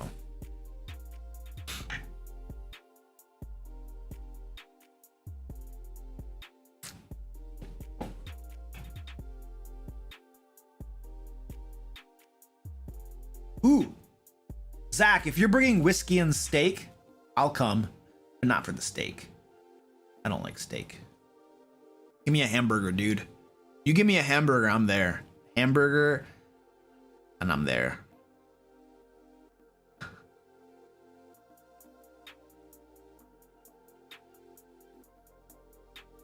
Oh my gosh. I'm like, there's a lot of questions here. I'm way behind. Have you ever run a false Hydra? What the heck, dude? I keep getting this question. I don't know what the crap this is. No, I don't know what that is. There was another stream where somebody was like, false Hydra. I'm like, what is this? Is there like a meme going around about false Hydras or something? Is this something that like YouTubers run a bunch of, there's like a bunch of videos out about this or something, and everybody's like, oh my gosh. I have no idea what that is. I think we looked it up in the last stream, but I still don't remember. I just started DMing for a library group of middle schoolers. Cool. So far, so good, but I can see that these guys are going to be murder hobos for sure. Any advice for teenage killers? No. Just let them play the game, dude. They're going to do that. It's fine. Just let them play the game and let them have fun, man. As they get into it and stuff, you might slowly begin to show them that, hey, you know, going around and killing everybody has consequences that you have to deal with. But I would recommend playing a very light hand there. You know, don't put a whole lot into that, because, you know, you want them to, they're middle schoolers, man, especially if they're boys. Because when I was running, I still run, but what I noticed with my youngling group was there were 2 guys and 2 girls. And the girls wanted to talk and use diplomacy for everything, and the boys wanted to kill everything. It was fun dynamic. And it's just what happened between the two, you know, the girls and the boys. They just totally just like, let's talk, let's kill. So I don't think I would worry too much about curbing their natural tendency to just want to murder everything. They're probably gonna love it and have fun, and you can just have fun running those combats and throwing monsters and stuff at them, you know? And you might from time to time reinforce the fact that, hey, just murdering random people and stuff might have consequences and there could be trouble, you know, but play a light hand at it because you want them to just enjoy the game and have fun. And they're going to mature. They're middle schoolers, dude. You know, they're going to mature, and as they grow older and become adults and stuff, they can start to learn the deeper aspects of the game, you know, that it isn't all just murdering and killing everything, you know. But at that age, dude, I mean, that's great. Just running dungeon crawls and games with tons of combat and killing stuff. They're gonna eat that crap up, dude.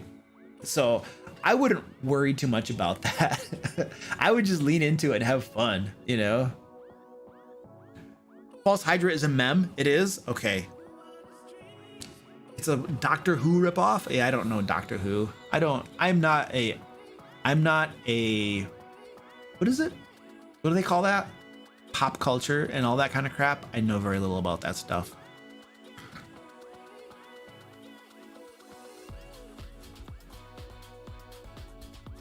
All right, let's keep going here. How do you feel about players earning feats through role playing so they can get feats and ASI? No. No, you don't need to give them more power and more abilities. Let them level up and gain stuff through the mechanics that exist in the game. See the rant I had toward the beginning of this live stream for more details. How much weight are you putting on player backstory? How important is it in the main campaign, and how hard are you trying to implement it? It depends on the game and the campaign, honestly. Right now, I have 2 campaigns that are literally in different planes of existence. I have a Curse of Strahd game, and the players' backstories aren't going to intersect there very much because their backstories happened in a different world, and they're in a different world. And now my Ancient Dragon campaign is in a realm of dread as well. And so everything that happened to them before they got there is over in the real world, and they're in a different plane of existence. And so it's really hard to have those things intersect. It just is when you're on an entirely different plane of existence and the campaign is taking place there. Now, when I was running campaigns that actually took place in the same world in which the players had their backstories take place, It's much easier to work those things and have them intersect. And in that case, I would constantly be pulling in things from their backstory. I have something called a character story arc, or a character plot arc. What do I call it? Character story arc? Yeah. There's the main campaign arc, and then there's the character story arc. And there would be entire adventures that would be based on players' backstories, the characters' backstories. And so I would work those things in frequently. But when you're in a different plane of existence, this is not a whole lot I can do.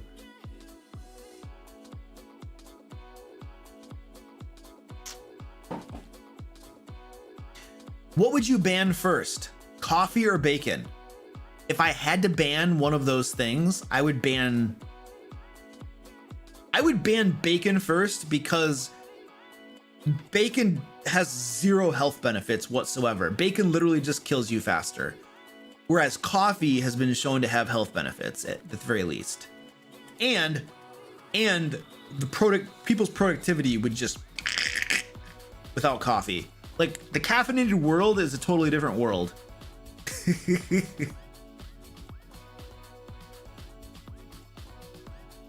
How do you go about filling dead air when doing hex crawls around large sections of map? Filling dead air? I mean, I've never really done a strict hex crawl, but if I were to do one, I would make sure that every hex has a point of interest. Every hex needs have a point of interest. That's part of designing your hex crawl. There's something in every hex. Or you have, let's say 50% of the hexes have a designated point of interest. There's something that's going to happen there, something. And then the other 50%, you have a table of random stuff. And if they go into a hex that doesn't have a defined point of interest, something that an adventure or an event that takes place when they enter the hex, then you pull from the table. You pull from a random table of different things that could happen. Similar to random encounters, I suppose, but you shouldn't have hexes where there's literally nothing. Like, I'm just saying, if I'm running a hex crawl, every hex will have something, period, end of story. And I will figure out a way to make that happen. How was your day today? A mixed bag. It was extremely productive. I got a whole bunch of stuff done, and I always feel good when I get a whole bunch of stuff done. But I've been tired all day, like extremely drowsy and tired, and just like tired. Yeah. So I'm happy with today because I got a lot of stuff done. I feel good about today. But as far as my spirits and my morale, I've kind of been dragging today just because I've been tired the whole day. So mixed bag is how today's been. But if I were to have to say good or bad, resoundingly good, because I got a whole bunch of crap done. I always feel good when I get a bunch of crap done. When you have a to-do list with as many things to do as I have, and you get a bunch of stuff done, you can't help but feel good about it. And then when you have days where you don't accomplish the things that you need to get done, everything just piles up more and more and more. And the more stuff that you have that gets backed up and you have to do, you just feel horrible because, oh my gosh, look at all this crap I got to do. But once it starts flowing through the system and you're getting stuff done, oh, the relief and the joy is palpable. What does your necklace mean? I don't know. I just picked it randomly. I have all these Viking rune necklaces. There's like 12 or so of them. They're Nordic Viking runes. And I don't know what this one means. I have a piece of paper that explains what all of them mean. I think this one is like fertility or something. I don't know. I'm not sure. But I have all 12 or something of them, and they're all in my drawer, and I put my rings and stuff on, and then I grab one randomly and I throw it on. Today it looks like you got, I think this might be strength and fertility or something. I'm not sure. Let's find out if we can find out what that means. Nordic runes. I think I might have found. an image for it. Hold on.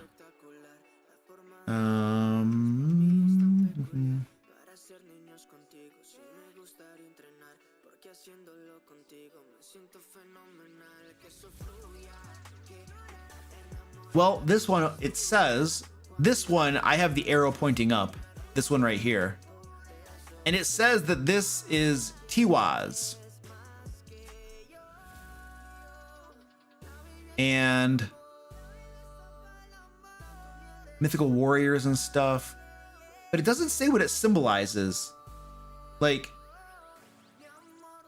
it literally symbolizes something, but I don't know. Like, I have a piece of paper that tells me what it symbolizes, but this doesn't actually tell me. So yeah, I don't know. That wasn't successful. Victory? Oh, it means victory? Okay, cool. It's Tyr, the one-armed god. It's a Nordic god. Oh, okay, cool. Tiwaz is all about defense. Okay. Is associated with strength, power, and the god Tor. So there's lots of theories going in chat.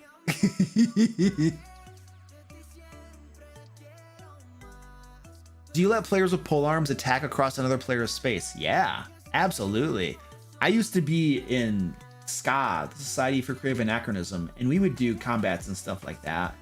And you can absolutely attack across somebody with a polearm. Especially if you can stab with it. Absolutely. If it has a stabbing tip, you can easily stab over somebody at somebody else. Oh yeah, giddy up. Now, swinging it is probably a little bit more difficult and hazardous, but all polearms historically have a stabbing tip on them. Even if you have a halberd, even a halberd has a stabbing tip on it. It has a point that you can stab with. Like, that's just a feature of polearms, you know. So I absolutely 100% would allow that.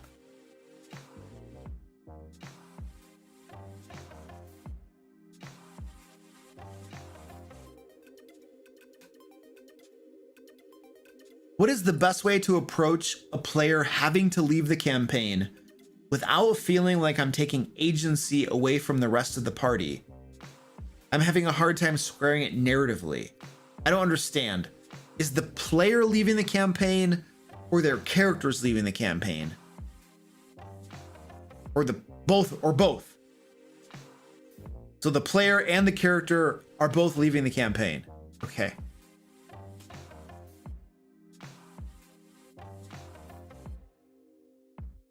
I wouldn't worry about it, dude. Like, you're not taking agency away from the rest of the party. You're not. Like a player's agency applies to their character and their character only. Like, if I'm playing in the game, my agency is for my barbarian. That's it. I do not have a say over your rogue or your ranger or your sorcerer. I only have agency over my barbarian. So, if you have a player who is leaving the game and their character is also leaving as well, because they should, in my opinion, you wouldn't just have them stick around and stick with the group, because presumably you're going to get another player who will then have their own character and stuff. So anyway, the character would leave too, and that's fine, and as it should be. The rest of the group doesn't get to decide what happens to that character. It's not their character. Like, that's the player's character. And then when that player leaves the game, that character becomes an NPC under whose control? The Dungeon Master's. You get to decide what that character does, because a player's agency applies only to their own character. Now, you might decide that they stay with the group as an NPC, maybe if you want to. I personally would have them leave. Maybe they go off into the game world and do something. Maybe if they're a wizard, they're somebody that the group can consult and might get favors from every so often because they used to adventure together. Maybe. But that character becomes yours as the Dungeon Master, and you get to decide what happens. You're not taking agency away from them.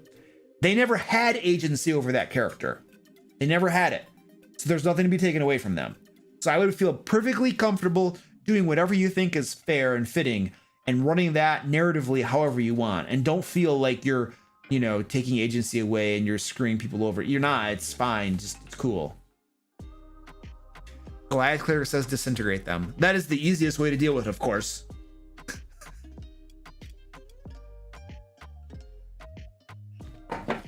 I answered that one. Right there. What's my daughter doing down here? They can see you. No. My daughter is. Hey, I'm drinking tea. That's my tea water. Drink it. Drink it now. Pour it into that cup that's right there. See that cup right there? Just pour that water into there. I'll use it later. And then you're probably gonna want to pour that hot water into the basket. Oh, it's all gone? Okay, cool. All right, sweet. Thank you. Tea or is that water? I mean, it's just hot water. It'll just yeah, just put one random tea bag in there from down below. Surprise me. Oh, not that one. I already have that one. Yeah, that one right there. Thank you. You ruined the surprise. My daughter comes down to the basement and uses my coffee maker. I take $15 out of her account every time she does that. She doesn't know that until now. Yeah, I don't know. I like thanks to cover. Okay, cool. All right. Let's keep going. Whoa. Would you say that retconning a combat because the players made dumb decisions and TPK'd is taking away player agency? Yeah, it is. That is 100% taking away player agency. There's a combat. The players made dumb decisions during that combat and they all died. If you retcon that combat and have them all come back alive again and then what, redo it or something? I don't know. You are 100% taking away their agency, taking away the fact that their choices matter. Their choice no longer mattered. It was irrelevant. They made dumb decisions, did something really stupid. Doesn't matter.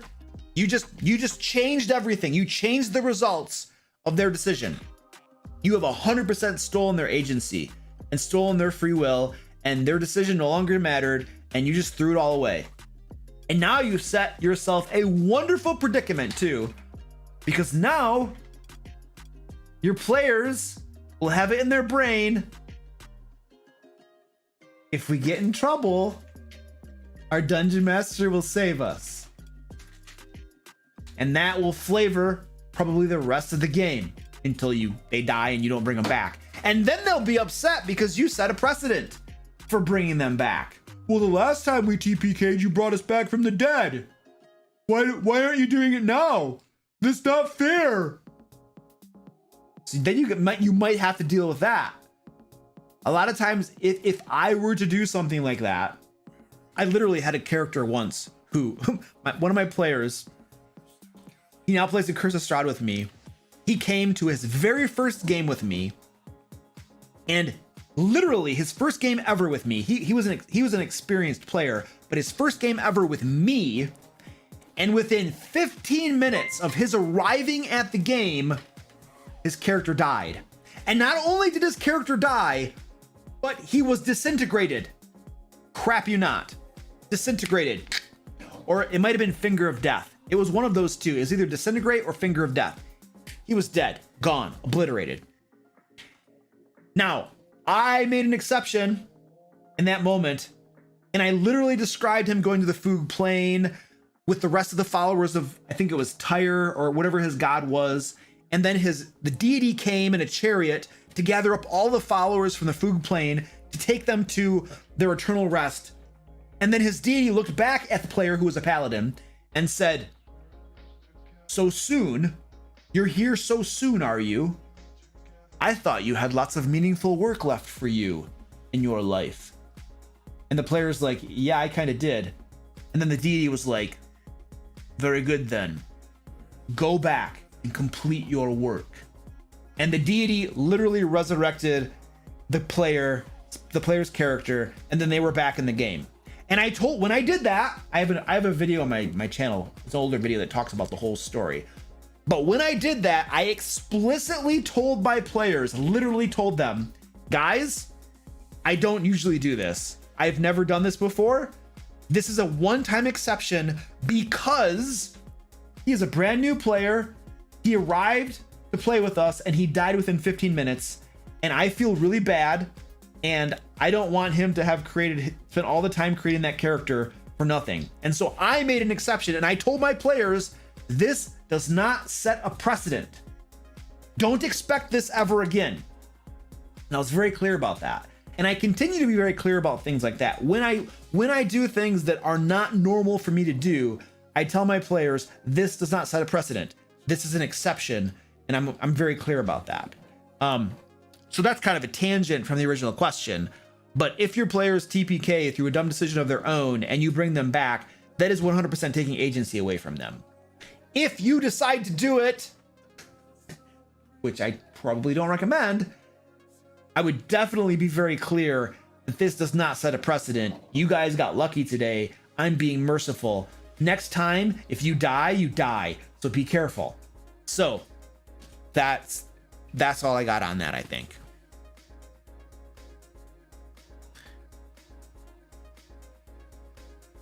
Where was that?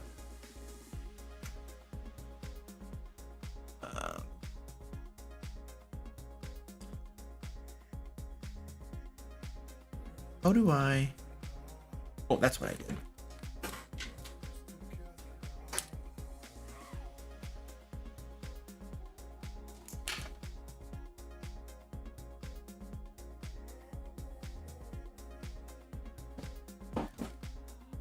Yeah, it's also called Deus Ex Machina. That's like the god in the machine. Is literally what it means.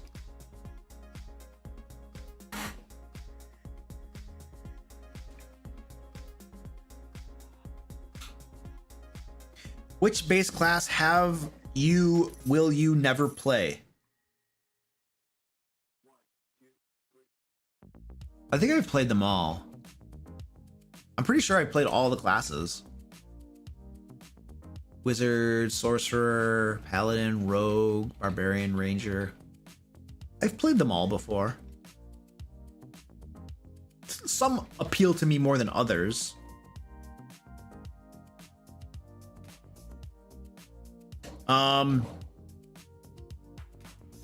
The Lost Adventurer, thank you for becoming a member. I appreciate that. And then we have John the Vampire member question. What's the funniest or one of the funniest moments you have had in a game? Oh, I don't know. You guys are like asking for stories about these things and I just don't have that great of a memory. I mean, in our Curse of Strahd game, we laugh our butts off all the time. Like, we're always laughing. It's so much fun. Gosh, I just don't know any specific examples, but there have been so many funny moments that I just don't have a story for you. I'm sorry. Shane Crowley, thank you for becoming a member. Dude, I appreciate that.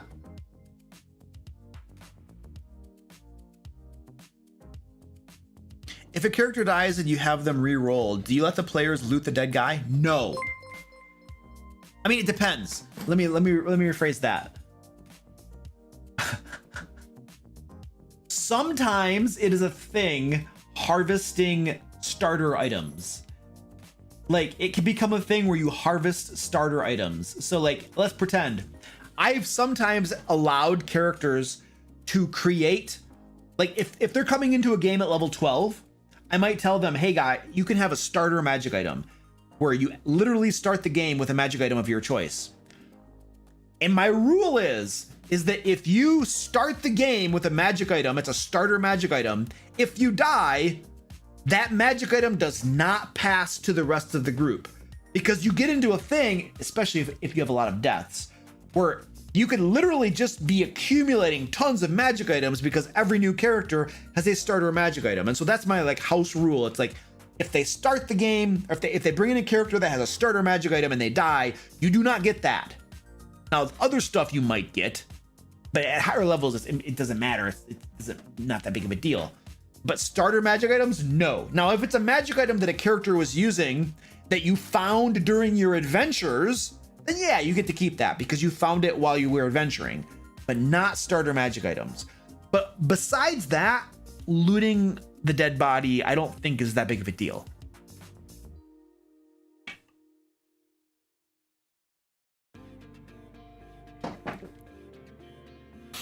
Okay, so we are going to give our cats some catnip in a moment here. Before I do that, I do want to tell you guys all, remind you if you haven't heard it already. Well, if you have heard it, I'm reminding you. If you haven't heard it, I'm telling you for the first time. We have a Kickstarter that's going to be starting on April 5th, about 2 weeks from now. It's called Lairs and Legends, and it's going to get you 2 big, fat, awesome books full of Game Master resources. It is all of 2021 issues of Lair magazine, printable format, remastered. Let's just say remastered. We got new formatting. We're gonna have custom artwork. We've rewritten a bunch of the adventures. We've corrected errata and stuff like that. Lots of cool stuff in there. There's a link in the chat and down below in the description where you can follow the project, get notified when it goes live. We are gonna have early bird specials on 2 of the tiers, so you can save some money if you pledge within the first 3 to 5 days. That's the early bird special. So check that stuff out. I'm going to show you a little video that tells you more about the project and what you can get in it while I get the stuff for our cat trip, where we give our cats catnip and then they get a little bit high and do stupid stuff. This content is brought to you by the Lairs and Legends Kickstarter, coming in early 2022. Are you a dungeon master looking to reduce your prep time but still run awesome games for your players? Would you like professional pre-made 5th edition adventures, maps, traps, puzzles, magic items, and other resources you can drag and drop into your existing campaign? The Lairs and Legends Kickstarter will create 2 gorgeous hardcover books for dungeon masters containing all of this and more. The first book, Lairs and Legends, will deliver 25 5th edition compatible adventures spanning levels 1 to 15 and over 100 new terrifying monsters to pit against your players. The second book, Loot and Lore, will deliver 50 magic items, 25 puzzles, 40 traps, 10 factions, 30 standalone encounters with maps, 30 villains, 30 NPCs, 70 random tables, 30 adventure ideas, 20 spells, and 4 subclasses. And through the beauty of Kickstarter and stretch goals, we'll be able to commission beautiful artwork for both books and add even more content. Furthermore, in addition to the hardcovers, you can also get both books in PDF format and a digital map pack containing all the maps from both books. And if you'd like to pick up a hardcover copy of our last Kickstarter, Into the Fae, it will be available as an add-on to Lairs and Legends. Click the link below to join the Lairs and Legends email list and get notified when it goes live in early 2022. Okay, here we go. Let's do this. I have gathered here the happy carrot. Oh, that's the wrong one. The happy carrot and whatever the heck this used to be. And we're going to apply this to it. And Squeaky is already getting excited. So let's just go over to the cat cam and show you the wonderful stuff that's about to happen. This is Squeaky's favorite part of the week. All right, Squeaky. There you go. Check that out. It's like, oh, baby. Oh, baby. What's up, mommy? All right.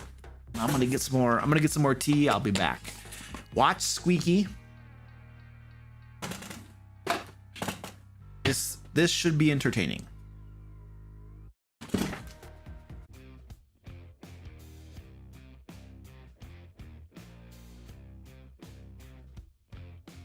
I think we're back. Maybe.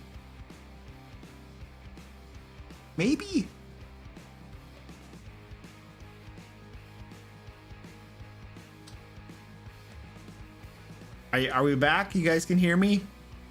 Hey, what's up? Woohoo! What's up, Anna? Yeah, I went upstairs and bio. I came back and my OBS was red. I was not doing anything, so I had to restart my modem and my router, and it looks like that worked. So we're back in business. We're back in business. Now everybody's left. Well, I guess the stream's over.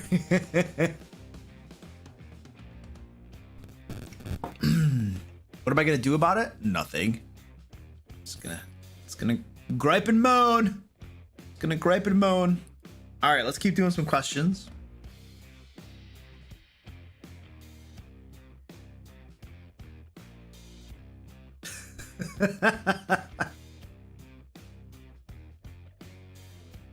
Poppy Laser, hello.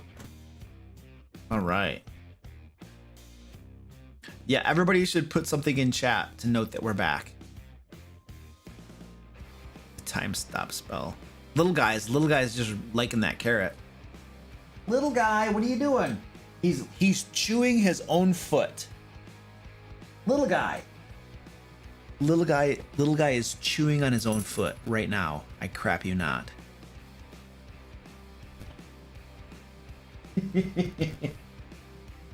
All right.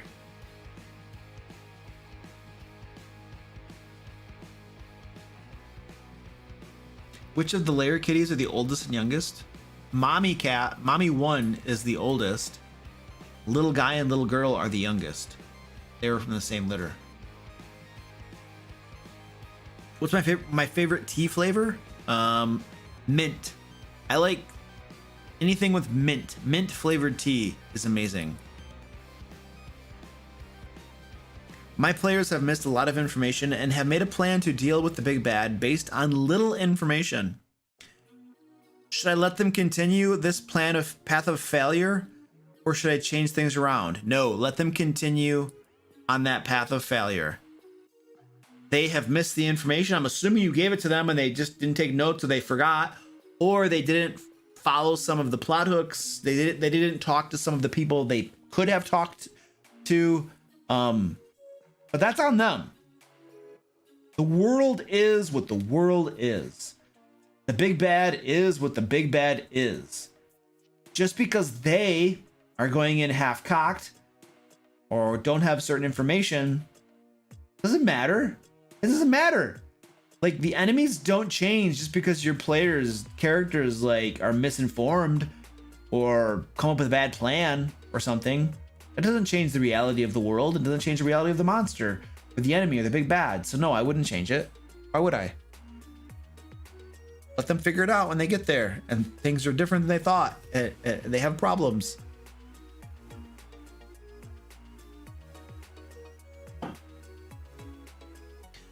Have you ever ran a game about revamped Curse of Strahd? I know I don't have the revamped Curse of Strahd. No. They didn't change anything meaningful in the book. They just sanitized some things. That's all they did. The adventure is still the same. So I just have the original book.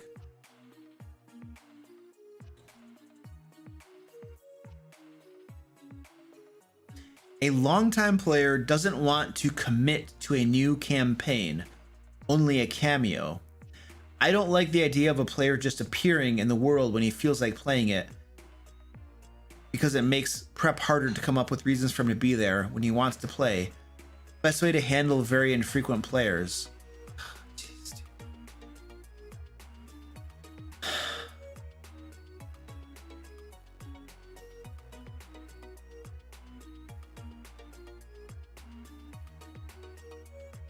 First of all,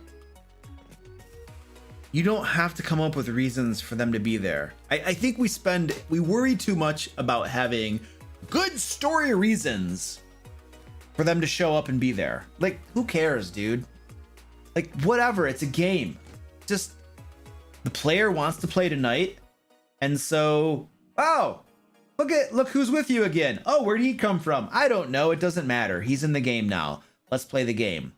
I think we worry too much about those things. We do. It's not that big of a deal. We all know we're playing a game. Everybody at the game table knows that the player is there that night. They all know he's there. They all know that his character needs to go with the group.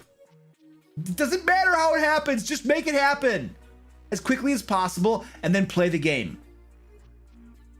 We worry about that stuff too much. Like, oh, we have to have a good story reason. We have to have a good narrative reason for them to be there. No, you don't. It doesn't matter that much. Like, that's gonna break their immersion. Verisimilitude's all gone. It's like, who cares? Some people do. Some people are furiously like, Luke, I hate you right now. And that's fair. But I just want to play the game, and I don't worry too much about those things. I don't get bent out of shape about those things. If there's something very convenient that happens to fall into place why they're there, and you have a story reason, wonderful. If you don't, hand wave it and play the game. It's not that big of a deal, man.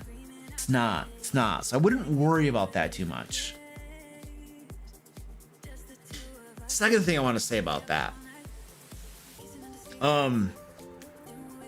It makes prep harder for you. It does. You might have to adjust a couple things as far as like encounter strength, but that doesn't take that much time. Like if there's one extra player or one less player, adjusting the strength of an encounter does not take that long. There are online calculators. You can do that very simply. So it doesn't really change that aspect of it. However, I will say this. There is a difference between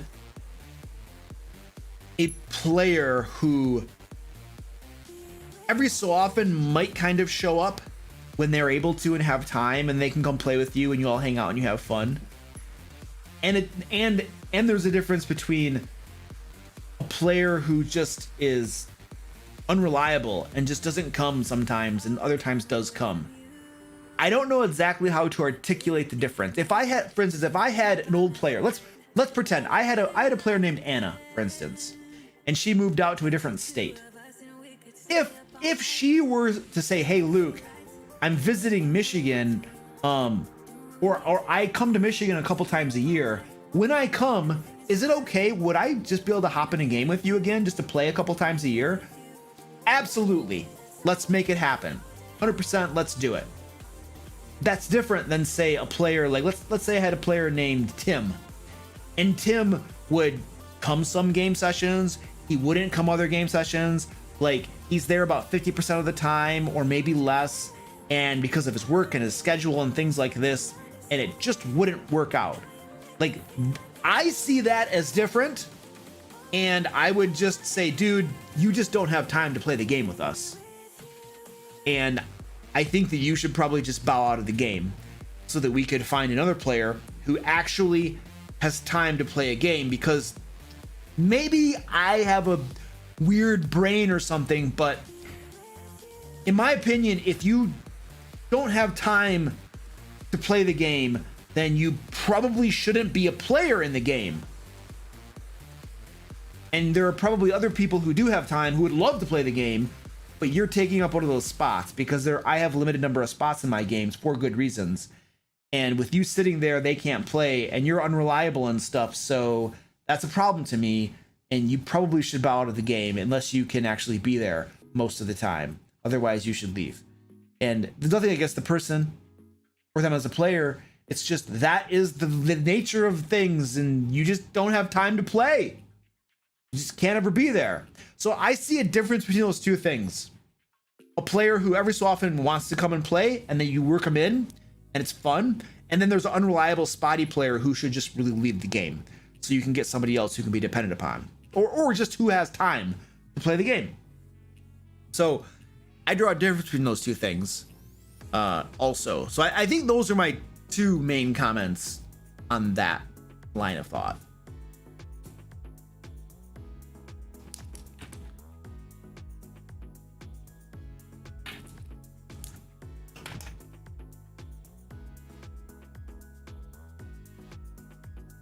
Well, thank you, Frank. Frank says I have a beautiful brain. Well, thank you.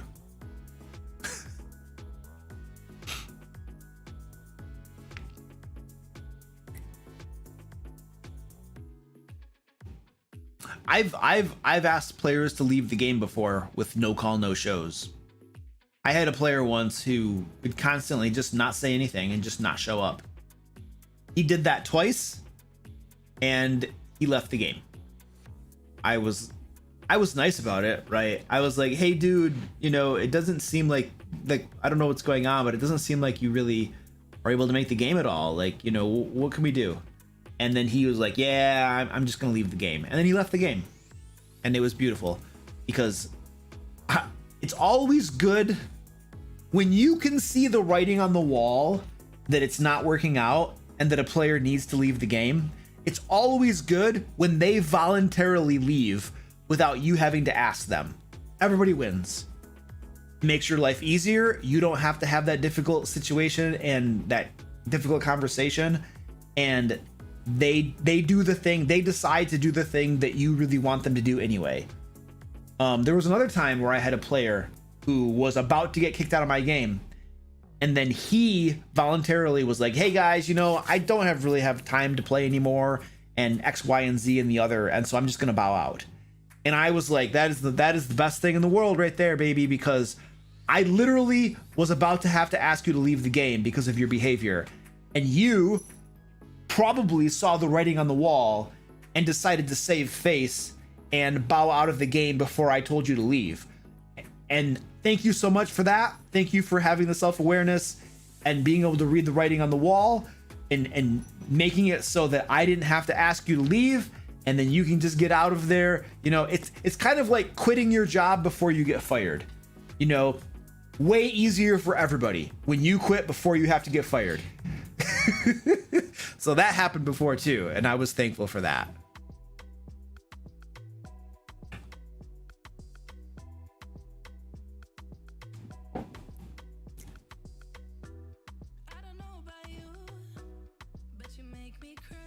All right, John the Vampire.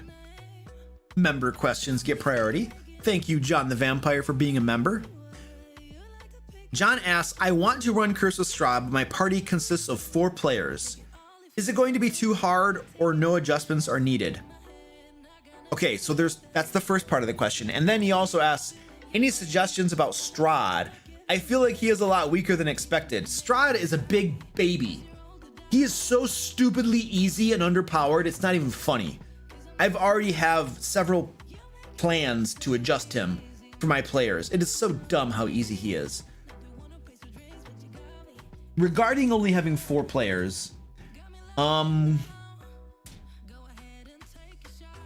if they are using the new options from Tasha's and Xanathar's, I don't think they're going to have a problem, because Strahd was made a few years ago. The Curse of Strahd module was made a few years ago, and the new character options are vastly more powerful than the things that existed when Curse of Strahd was made. So my wager is that the characters will be just fine. They will have no problem at all. I wouldn't worry about it too much. I have not found the Curse of Strahd module to be that challenging for my players. They steamroll things pretty easily, pretty handily, and I have had to ramp things up quite a bit to even challenge them. With the exception of Amber Temple, there were a couple encounters in there that actually were challenging. Not a whole lot though. The Curse of Strahd is surprisingly not as challenging as one would think it should be. So I wouldn't worry about that too much. As far as Strahd, yes, you're gonna have to amp him up. Strahd really rather sucks. I have several homebrew things that I did to Strahd. My players have already had to fight him once, and I did a few different things. I don't remember exactly what they were all offhand because my memory is horrible. This is why I take copious notes as a dungeon master. And I know too that Ed, you had shared some things with me too about Strahd that you were planning on doing, that I took notes on, and I'm also planning on using when I have them confront Strahd. So I don't remember them offhand what exactly they were. I could probably just bring my notes up really quick. This won't take but a second probably. If you're in my Curse of Strahd game, you might not want to listen to this. Let's see if we can find, I'm sharing my notes with you. Let's see if we can find my notes on Strahd. I'm pretty sure Strahd changes. Here we go. So these are the changes that I've already implemented. A layer action.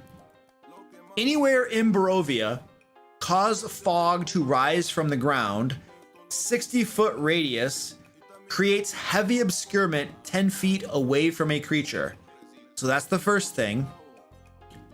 And Strahd I think he has, he can see through this one way or the other. This does not impede him, but it impedes everybody else. So that's the first thing. That's huge, by the way. Minor magic immunity. Immune to spells of 2nd level or lower unless it wishes to be affected. Has advantage on saving throws against all other spells and magical effects. 100% need this. Stupid cantrips. Oh, True Sight. That's why. I gave him True Sight, which gets by the fog cloud. I ruled it that way for him. Whether it actually does, I don't know. It probably doesn't, but this is the way I'm running it because I need to give him an edge. And I give him Counterspell too. Now these were ideas from Ed. Ed is in the chat right now. And oh, he gave him the attacks of the Warrior Vampire on top of the normal stat block. And he replaced the spellcasting trait with the one for the Archmage. He had Vampire Spawn Brides coming in, waves of other things, 4 Wormling Red Dragons, 6 Whites, and 3 Barovian Witches on Brooms of Animated Attack. Yeah. Other things. Yeah, there's some more information that Ed put in there. So yeah, Ed, I literally, he wrote this to me on Discord, and I literally just like, just copy pasted it because I was like, those are good ideas. So they haven't, my players haven't actually fought Strahd yet, but I'm planning on really amping him up.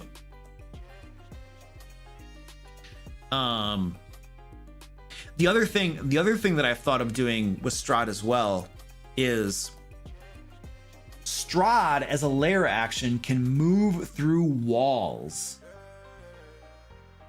So guess what?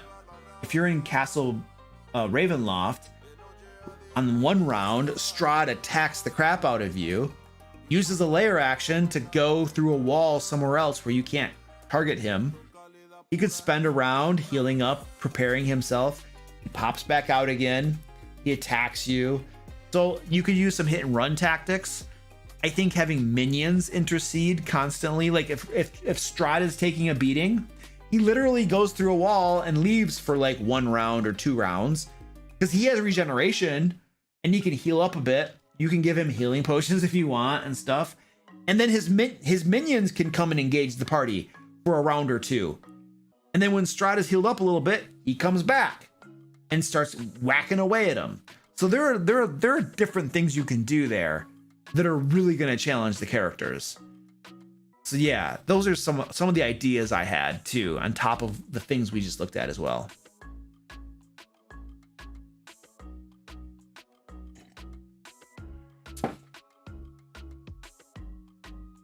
Definitely join my Discord too. There's a link right there that they just threw. Yes, I shaved. How young I am. Like 20 years old. Everybody always said that I looked younger than I actually was, and now I look really young. But on the Discord, there are tons of experienced dungeon masters that can help answer your questions, because I can't do them all. Captain Will Be Good says, "Hey Luke, my daughter is looking to DM for the first time and would appreciate any advice on building her own one-shot." Well, share my YouTube channel with her. I literally have a playlist called Adventure Creation. I have an Adventure Creation playlist that literally walks through all the different elements of creating an adventure that she'll probably find very, very helpful. The scope of your question, of everything involved in your question, would take me the rest of this live stream and the next 5 live streams to go over everything that is involved in adventure creation. And the videos are much more concise and to the point. We'll walk her through things way better than I can verbally explain them on a live stream. So I would recommend that she check out those playlists, that playlist.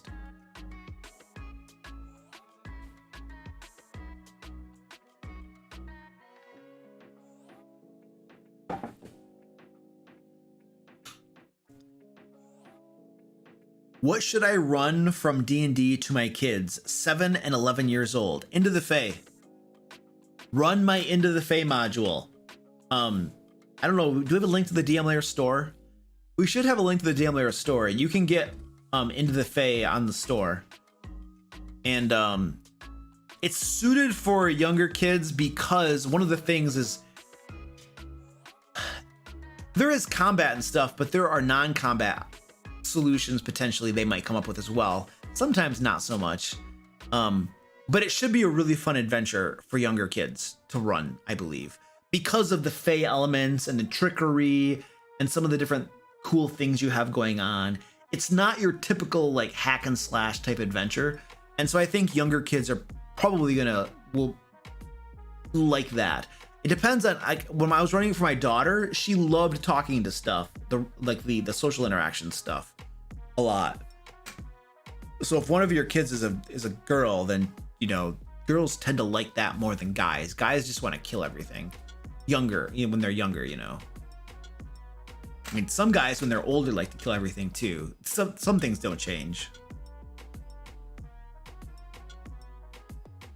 What do you think about a bad guy that uses a staff that is actually a mimic? We're gonna pretend like we didn't see that question. I'm running an Icewind Dale, and some players already know how most of the monsters work, but can't separate player and character knowledge. So how do you handle that conversation? I just don't care. I just don't care. Players, do the best you can. Just do the best you can not to metagame. Roll dice to decide what your character does, if that helps you to make decisions without metagaming. But I am not going to redesign every encounter with new monsters. I am not going to homebrew every monster because you already know what they do. I am not going to do that.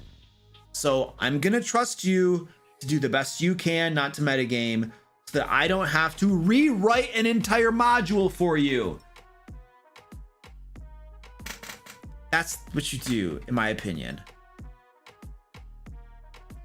And players a lot of times will know what the monsters do because they've seen them before. And some players are also dungeon masters. Like I have a player, Goliath Cleric, who is a dungeon master and writes tons of adventures for Lair magazine and other publications. And like, he knows all the monsters. I know he does. So like, I'm not gonna surprise him with anything. And I just accept that. And I trust that he does his best to like not metagame. And sometimes it's unavoidable, sometimes it's not, but it's like, whatever, we're just playing a game. I don't get too worried about that, uptight about that stuff, you know?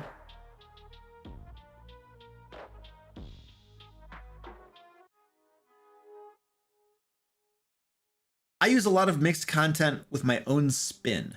My players want me to vlog our games, but I'm afraid to because it's not original enough and are not fully my stuff. What should I do? You do whatever you want to do. It doesn't matter. Like, so, like...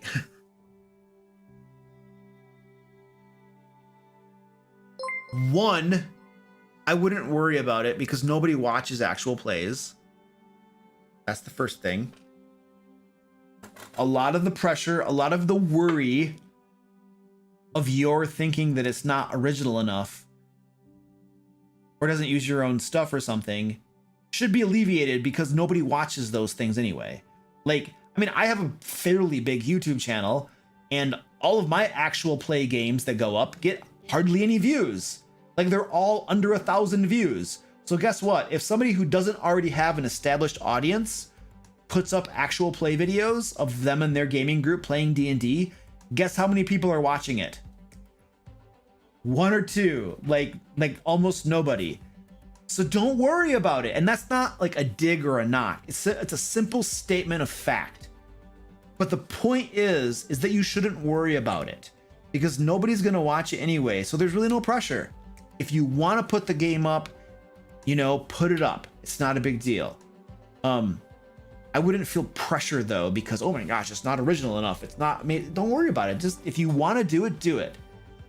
If your players want to do it and you want to do it and you feel fine doing it, dude, put it up. It's fine. Not a whole lot of people watch those things anyway, so you shouldn't feel pressure insofar as that goes. It's mostly just if you want to do it or not. If your players want to do it or not, you know? So either way, it doesn't matter. It doesn't matter. It's all good. You know, whatever suits your guys' fancy and whatever you have fun and enjoy doing, it's fine.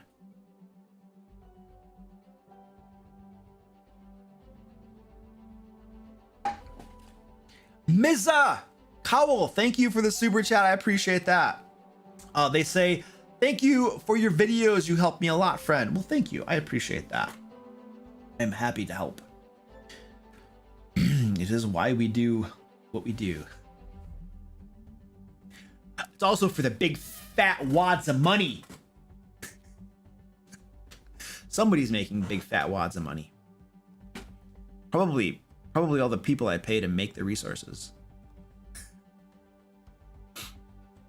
Okay, cool. I put the check mark there for me. Awesome.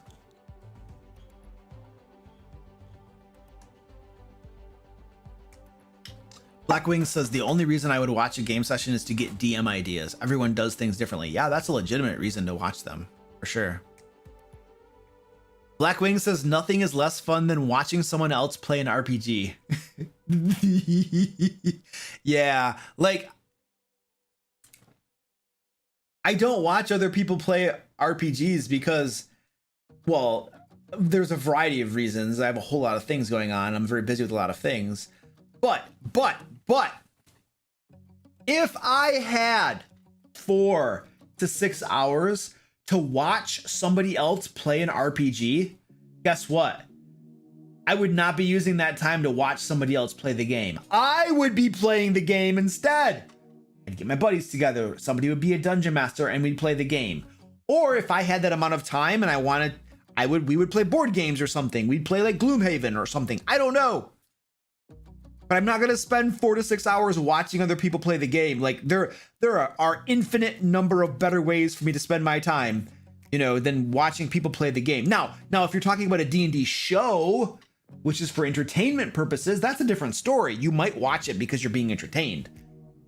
So I don't know, but that's just my personal thing. You know, I'm sure there's lots of people that love watching actual D&D games, you know, and they find that very enjoyable. Interesting, and that's cool too. I'm not knocking that. I'm just saying this is Luke. This is me personally, you know.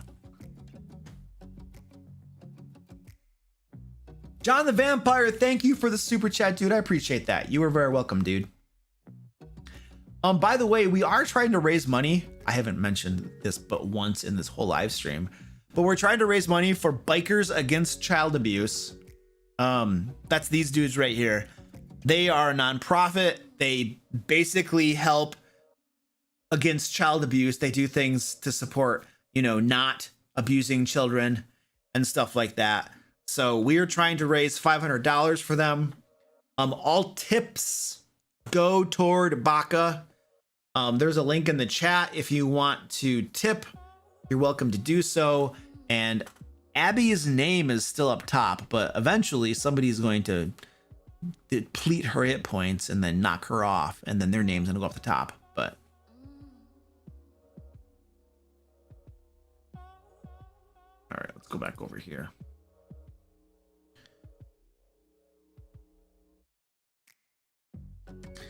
Some of my players are new to D&D and treat it like a video game with set responses. They never think to use their creativity to solve problems.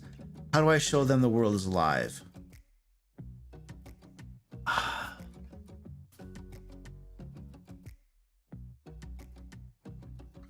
I mean,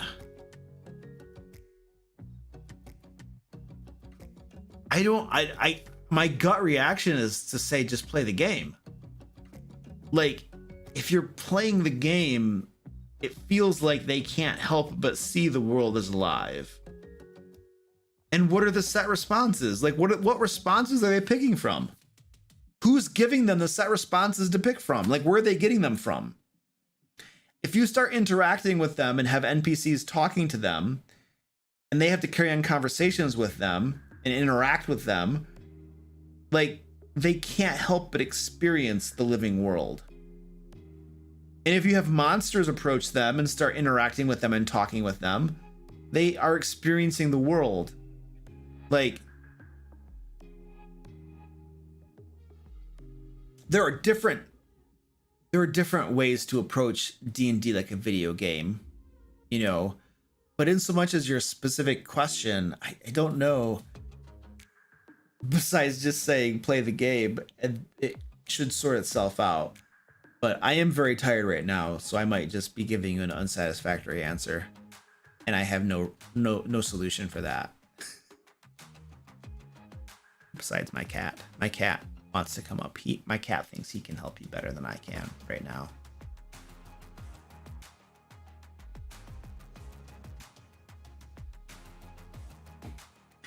Yeah, if you're running the game the way that I think of D&D, there are no set solution answers, and the Dungeon Master doesn't provide them. So your players shouldn't feel that way because the game isn't being presented that way. But it's possible you're running the game a different way than I think of the game, which might make them feel that way, but I just don't know. Have you ever played around with mana potions? No, gosh, no. No! Resource management. That's the problem with spellcasters. Every spellcaster in the world is like, I'm going to cast all of my most powerful spells right now. And then they're out of spells and they're like, we could go long rest, guys. And it's like, no, dude, learn to manage your resources. I'm not giving you spell slots back. You don't need spellcasters going supernova in every single encounter. Good gravy.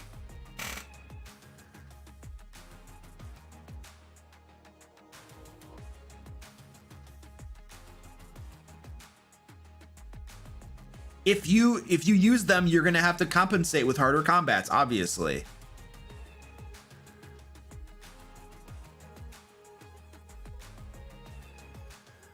All right. My player requests for a heroic death by the end of the campaign. The game is at 60% completed. Do I notify the player out of character when the end is nigh, or any tips for building up the moment? I wouldn't notify them out of character. I would build into my storytelling and my narration of a scene that would make it clear to them that it's happening. But the other problem too is I don't like engineering character death. I want it to happen naturally and organically through play. And so, but I would say that if a player is specifically requesting it and they want to die heroically, I still don't think that I would engineer things to that end. I would not do that. I don't think I would. If I had a player request that they wanted to die heroically, I would say, great, that's on you. But I'm not going to intentionally kill you. Like, I don't know. I just don't think I would do that. I would not, even if they wanted to be intentionally killed, I don't think that I would. They would need to die heroically, and that they would, I don't know. It just seems like that's too much. It's too much rigging of things. It's like you're no longer playing the game. You're just like writing a story and stuff, and you're deciding how things are going to happen. And there's just something about that is very unsavory to me that I just don't like. And I don't want to decide that you are going to die heroically, and we are going to engineer the perfect moment for you to do so. Ugh, there's just something about that just kind of like I don't like. The thought of it is just kind of against, I think, the way that I play the game and how I view the game. I don't want to engineer moments like that. I just don't want to. It's like that denies the whole player agency. It denies the reality of the game world you're trying to create, the verisimilitude and all of that kind of stuff. The moment you're conspiring to plan things that are going to happen one way or the other, you're writing a book. You're not playing the game anymore and stuff. So there's something about that that just is very unsatisfying to me, I suppose. Now that I kind of mull it over a little bit more, I don't think I would do that. I would not. I would tell the player, I'm sorry, but I'm not doing that. If you die heroically, you die heroically. But I am not going to be a party in engineering that. If you want to somehow engineer that, well, that's up to you. But you're in charge of your own character. But I'm probably not going to participate in that. I think that's probably how I would land on that.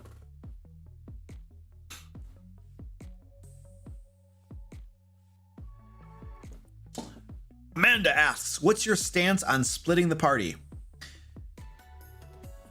I ask my players to, as much as possible, stay together and play as a group because it makes my life easier as a dungeon master to run the game that way. And it's probably going to make for a better game when all of them are playing together and they're not being excluded because we split apart. So it makes for better gameplay if you stick together as much as possible. I also tell them that I will not force you to stick together, and there are times in the game when you might split up. The rogue might sneak ahead to scout something up. So it's okay to do it from time to time. I'm not going to tell you not to, but I do ask you as a dungeon master for you to stay together as a group because it makes overall for a better game and it makes it easier for me to run the game. So that is my request. It's always my out of character request. And I will also tell them that the game is designed for you all as a group. So if you split up, I am not changing the game. If encounters were built for 5 players and you split up and 2 of you come on an encounter that was built for 5 players, guess what? I'm not changing it. You 2 are going to be weighing over your heads and you're going to have to deal with it. The world is the way the world is. And your decisions don't change the reality of the world.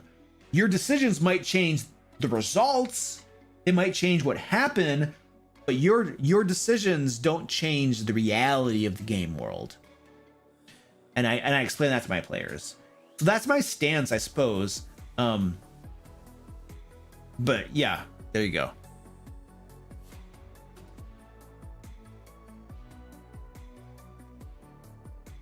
How do I make sure the resolution to my quests are satisfying?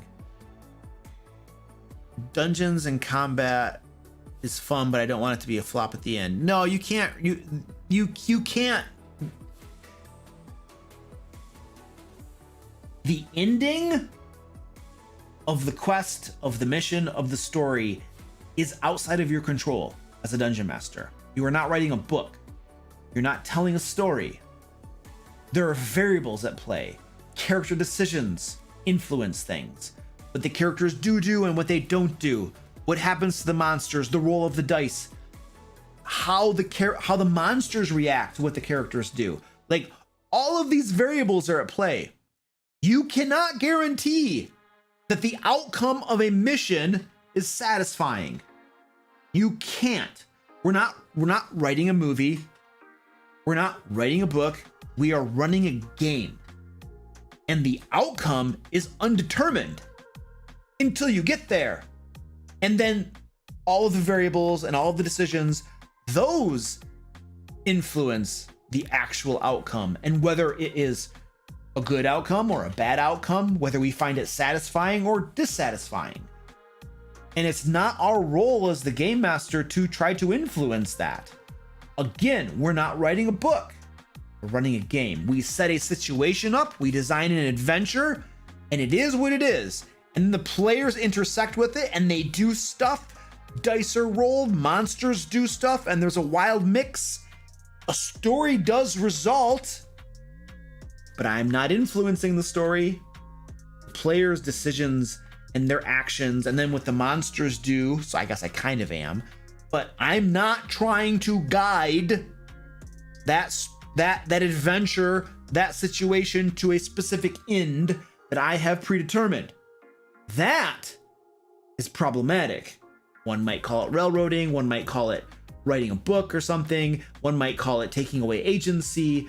There are lots of things one might call it, but that's not what we're doing. We're running a game. And so the outcome, the end is, who knows what it's going to be. It might suck. It might be amazing. You don't know. That's not with, it should not be within your control.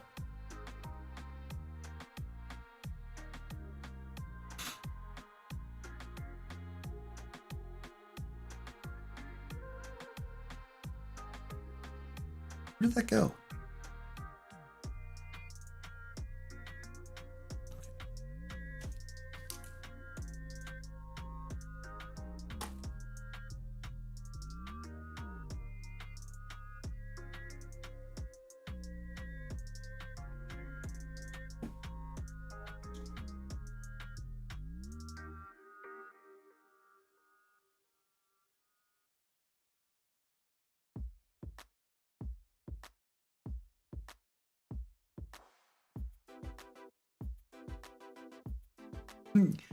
Yeah, that is correct, Tasman. A railroad does not equal a linear adventure or a linear campaign. Yes, I totally agree. I'm too tired right now to get triggered, though. Maybe.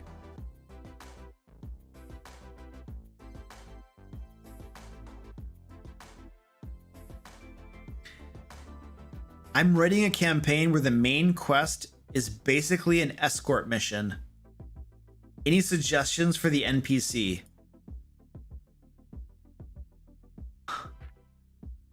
Well,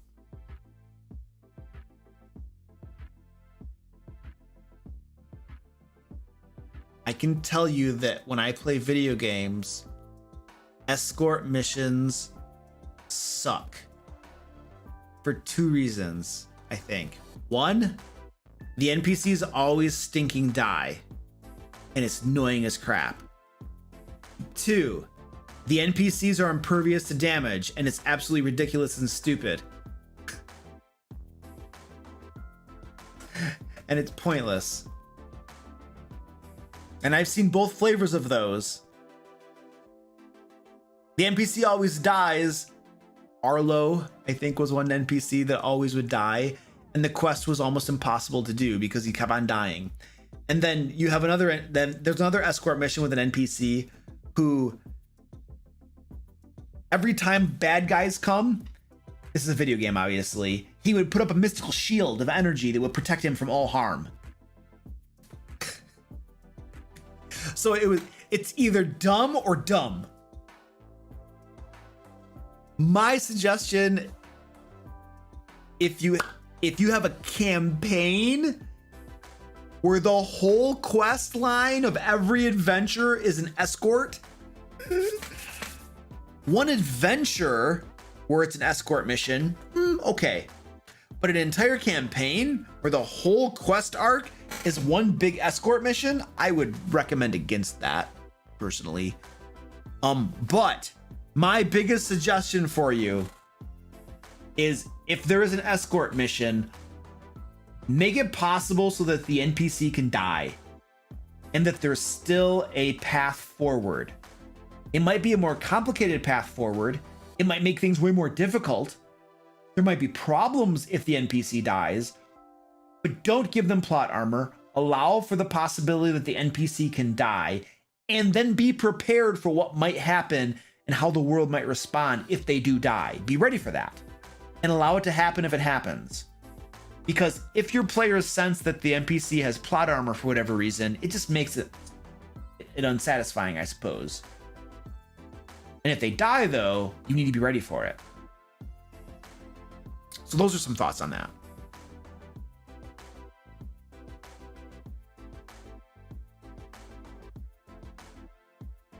Okay. We're going to do our giveaway. I'm done. If you haven't signed up for the giveaway, there is a link to it down in the chat. There's one, put a link. You have a couple of seconds to sign up for it, if you haven't signed up already. Somebody will put a link to the giveaway in the chat. Owen, what's up, dude? How you doing?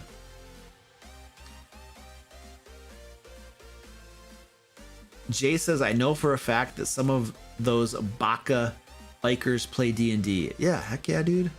Everybody plays D&D.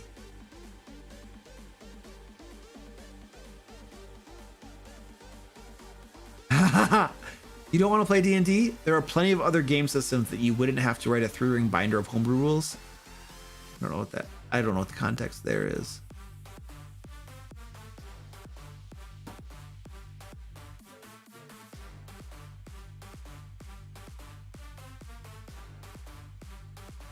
Owen Davies says, very tired. I am exhausted.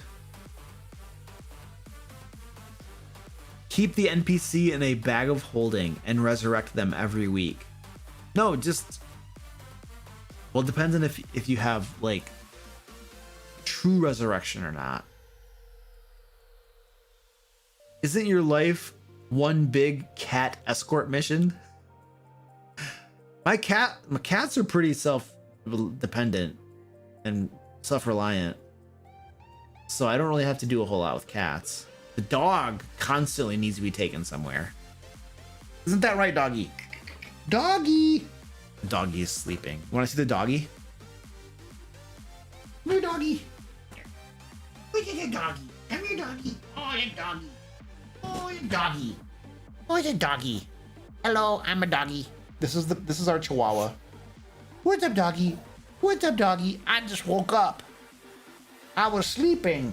I got woken up. What are you doing, doggy? I got woken up. There you go. I got woken. All right. I'm gonna draw the giveaway winner now. And then we're going to bed.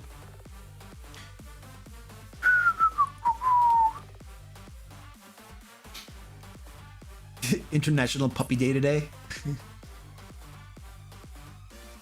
All right, draw winners. Drawing winners.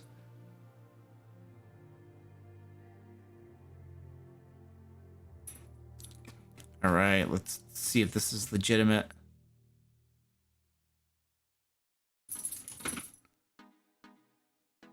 Looks pretty good. All right, our winner is Mora282. Mora282. First name is Andy, I believe. Are you here? If you are here, you have won the giveaway. I will be sending you an email sometime to get you junk that you won. Yeah. Congratulations, dude. 282. Congratulations, 282. All right, ladies and gentlemen, I'm done. I'm going to sleep. Going to bed. It's bedtime. Been wonderful.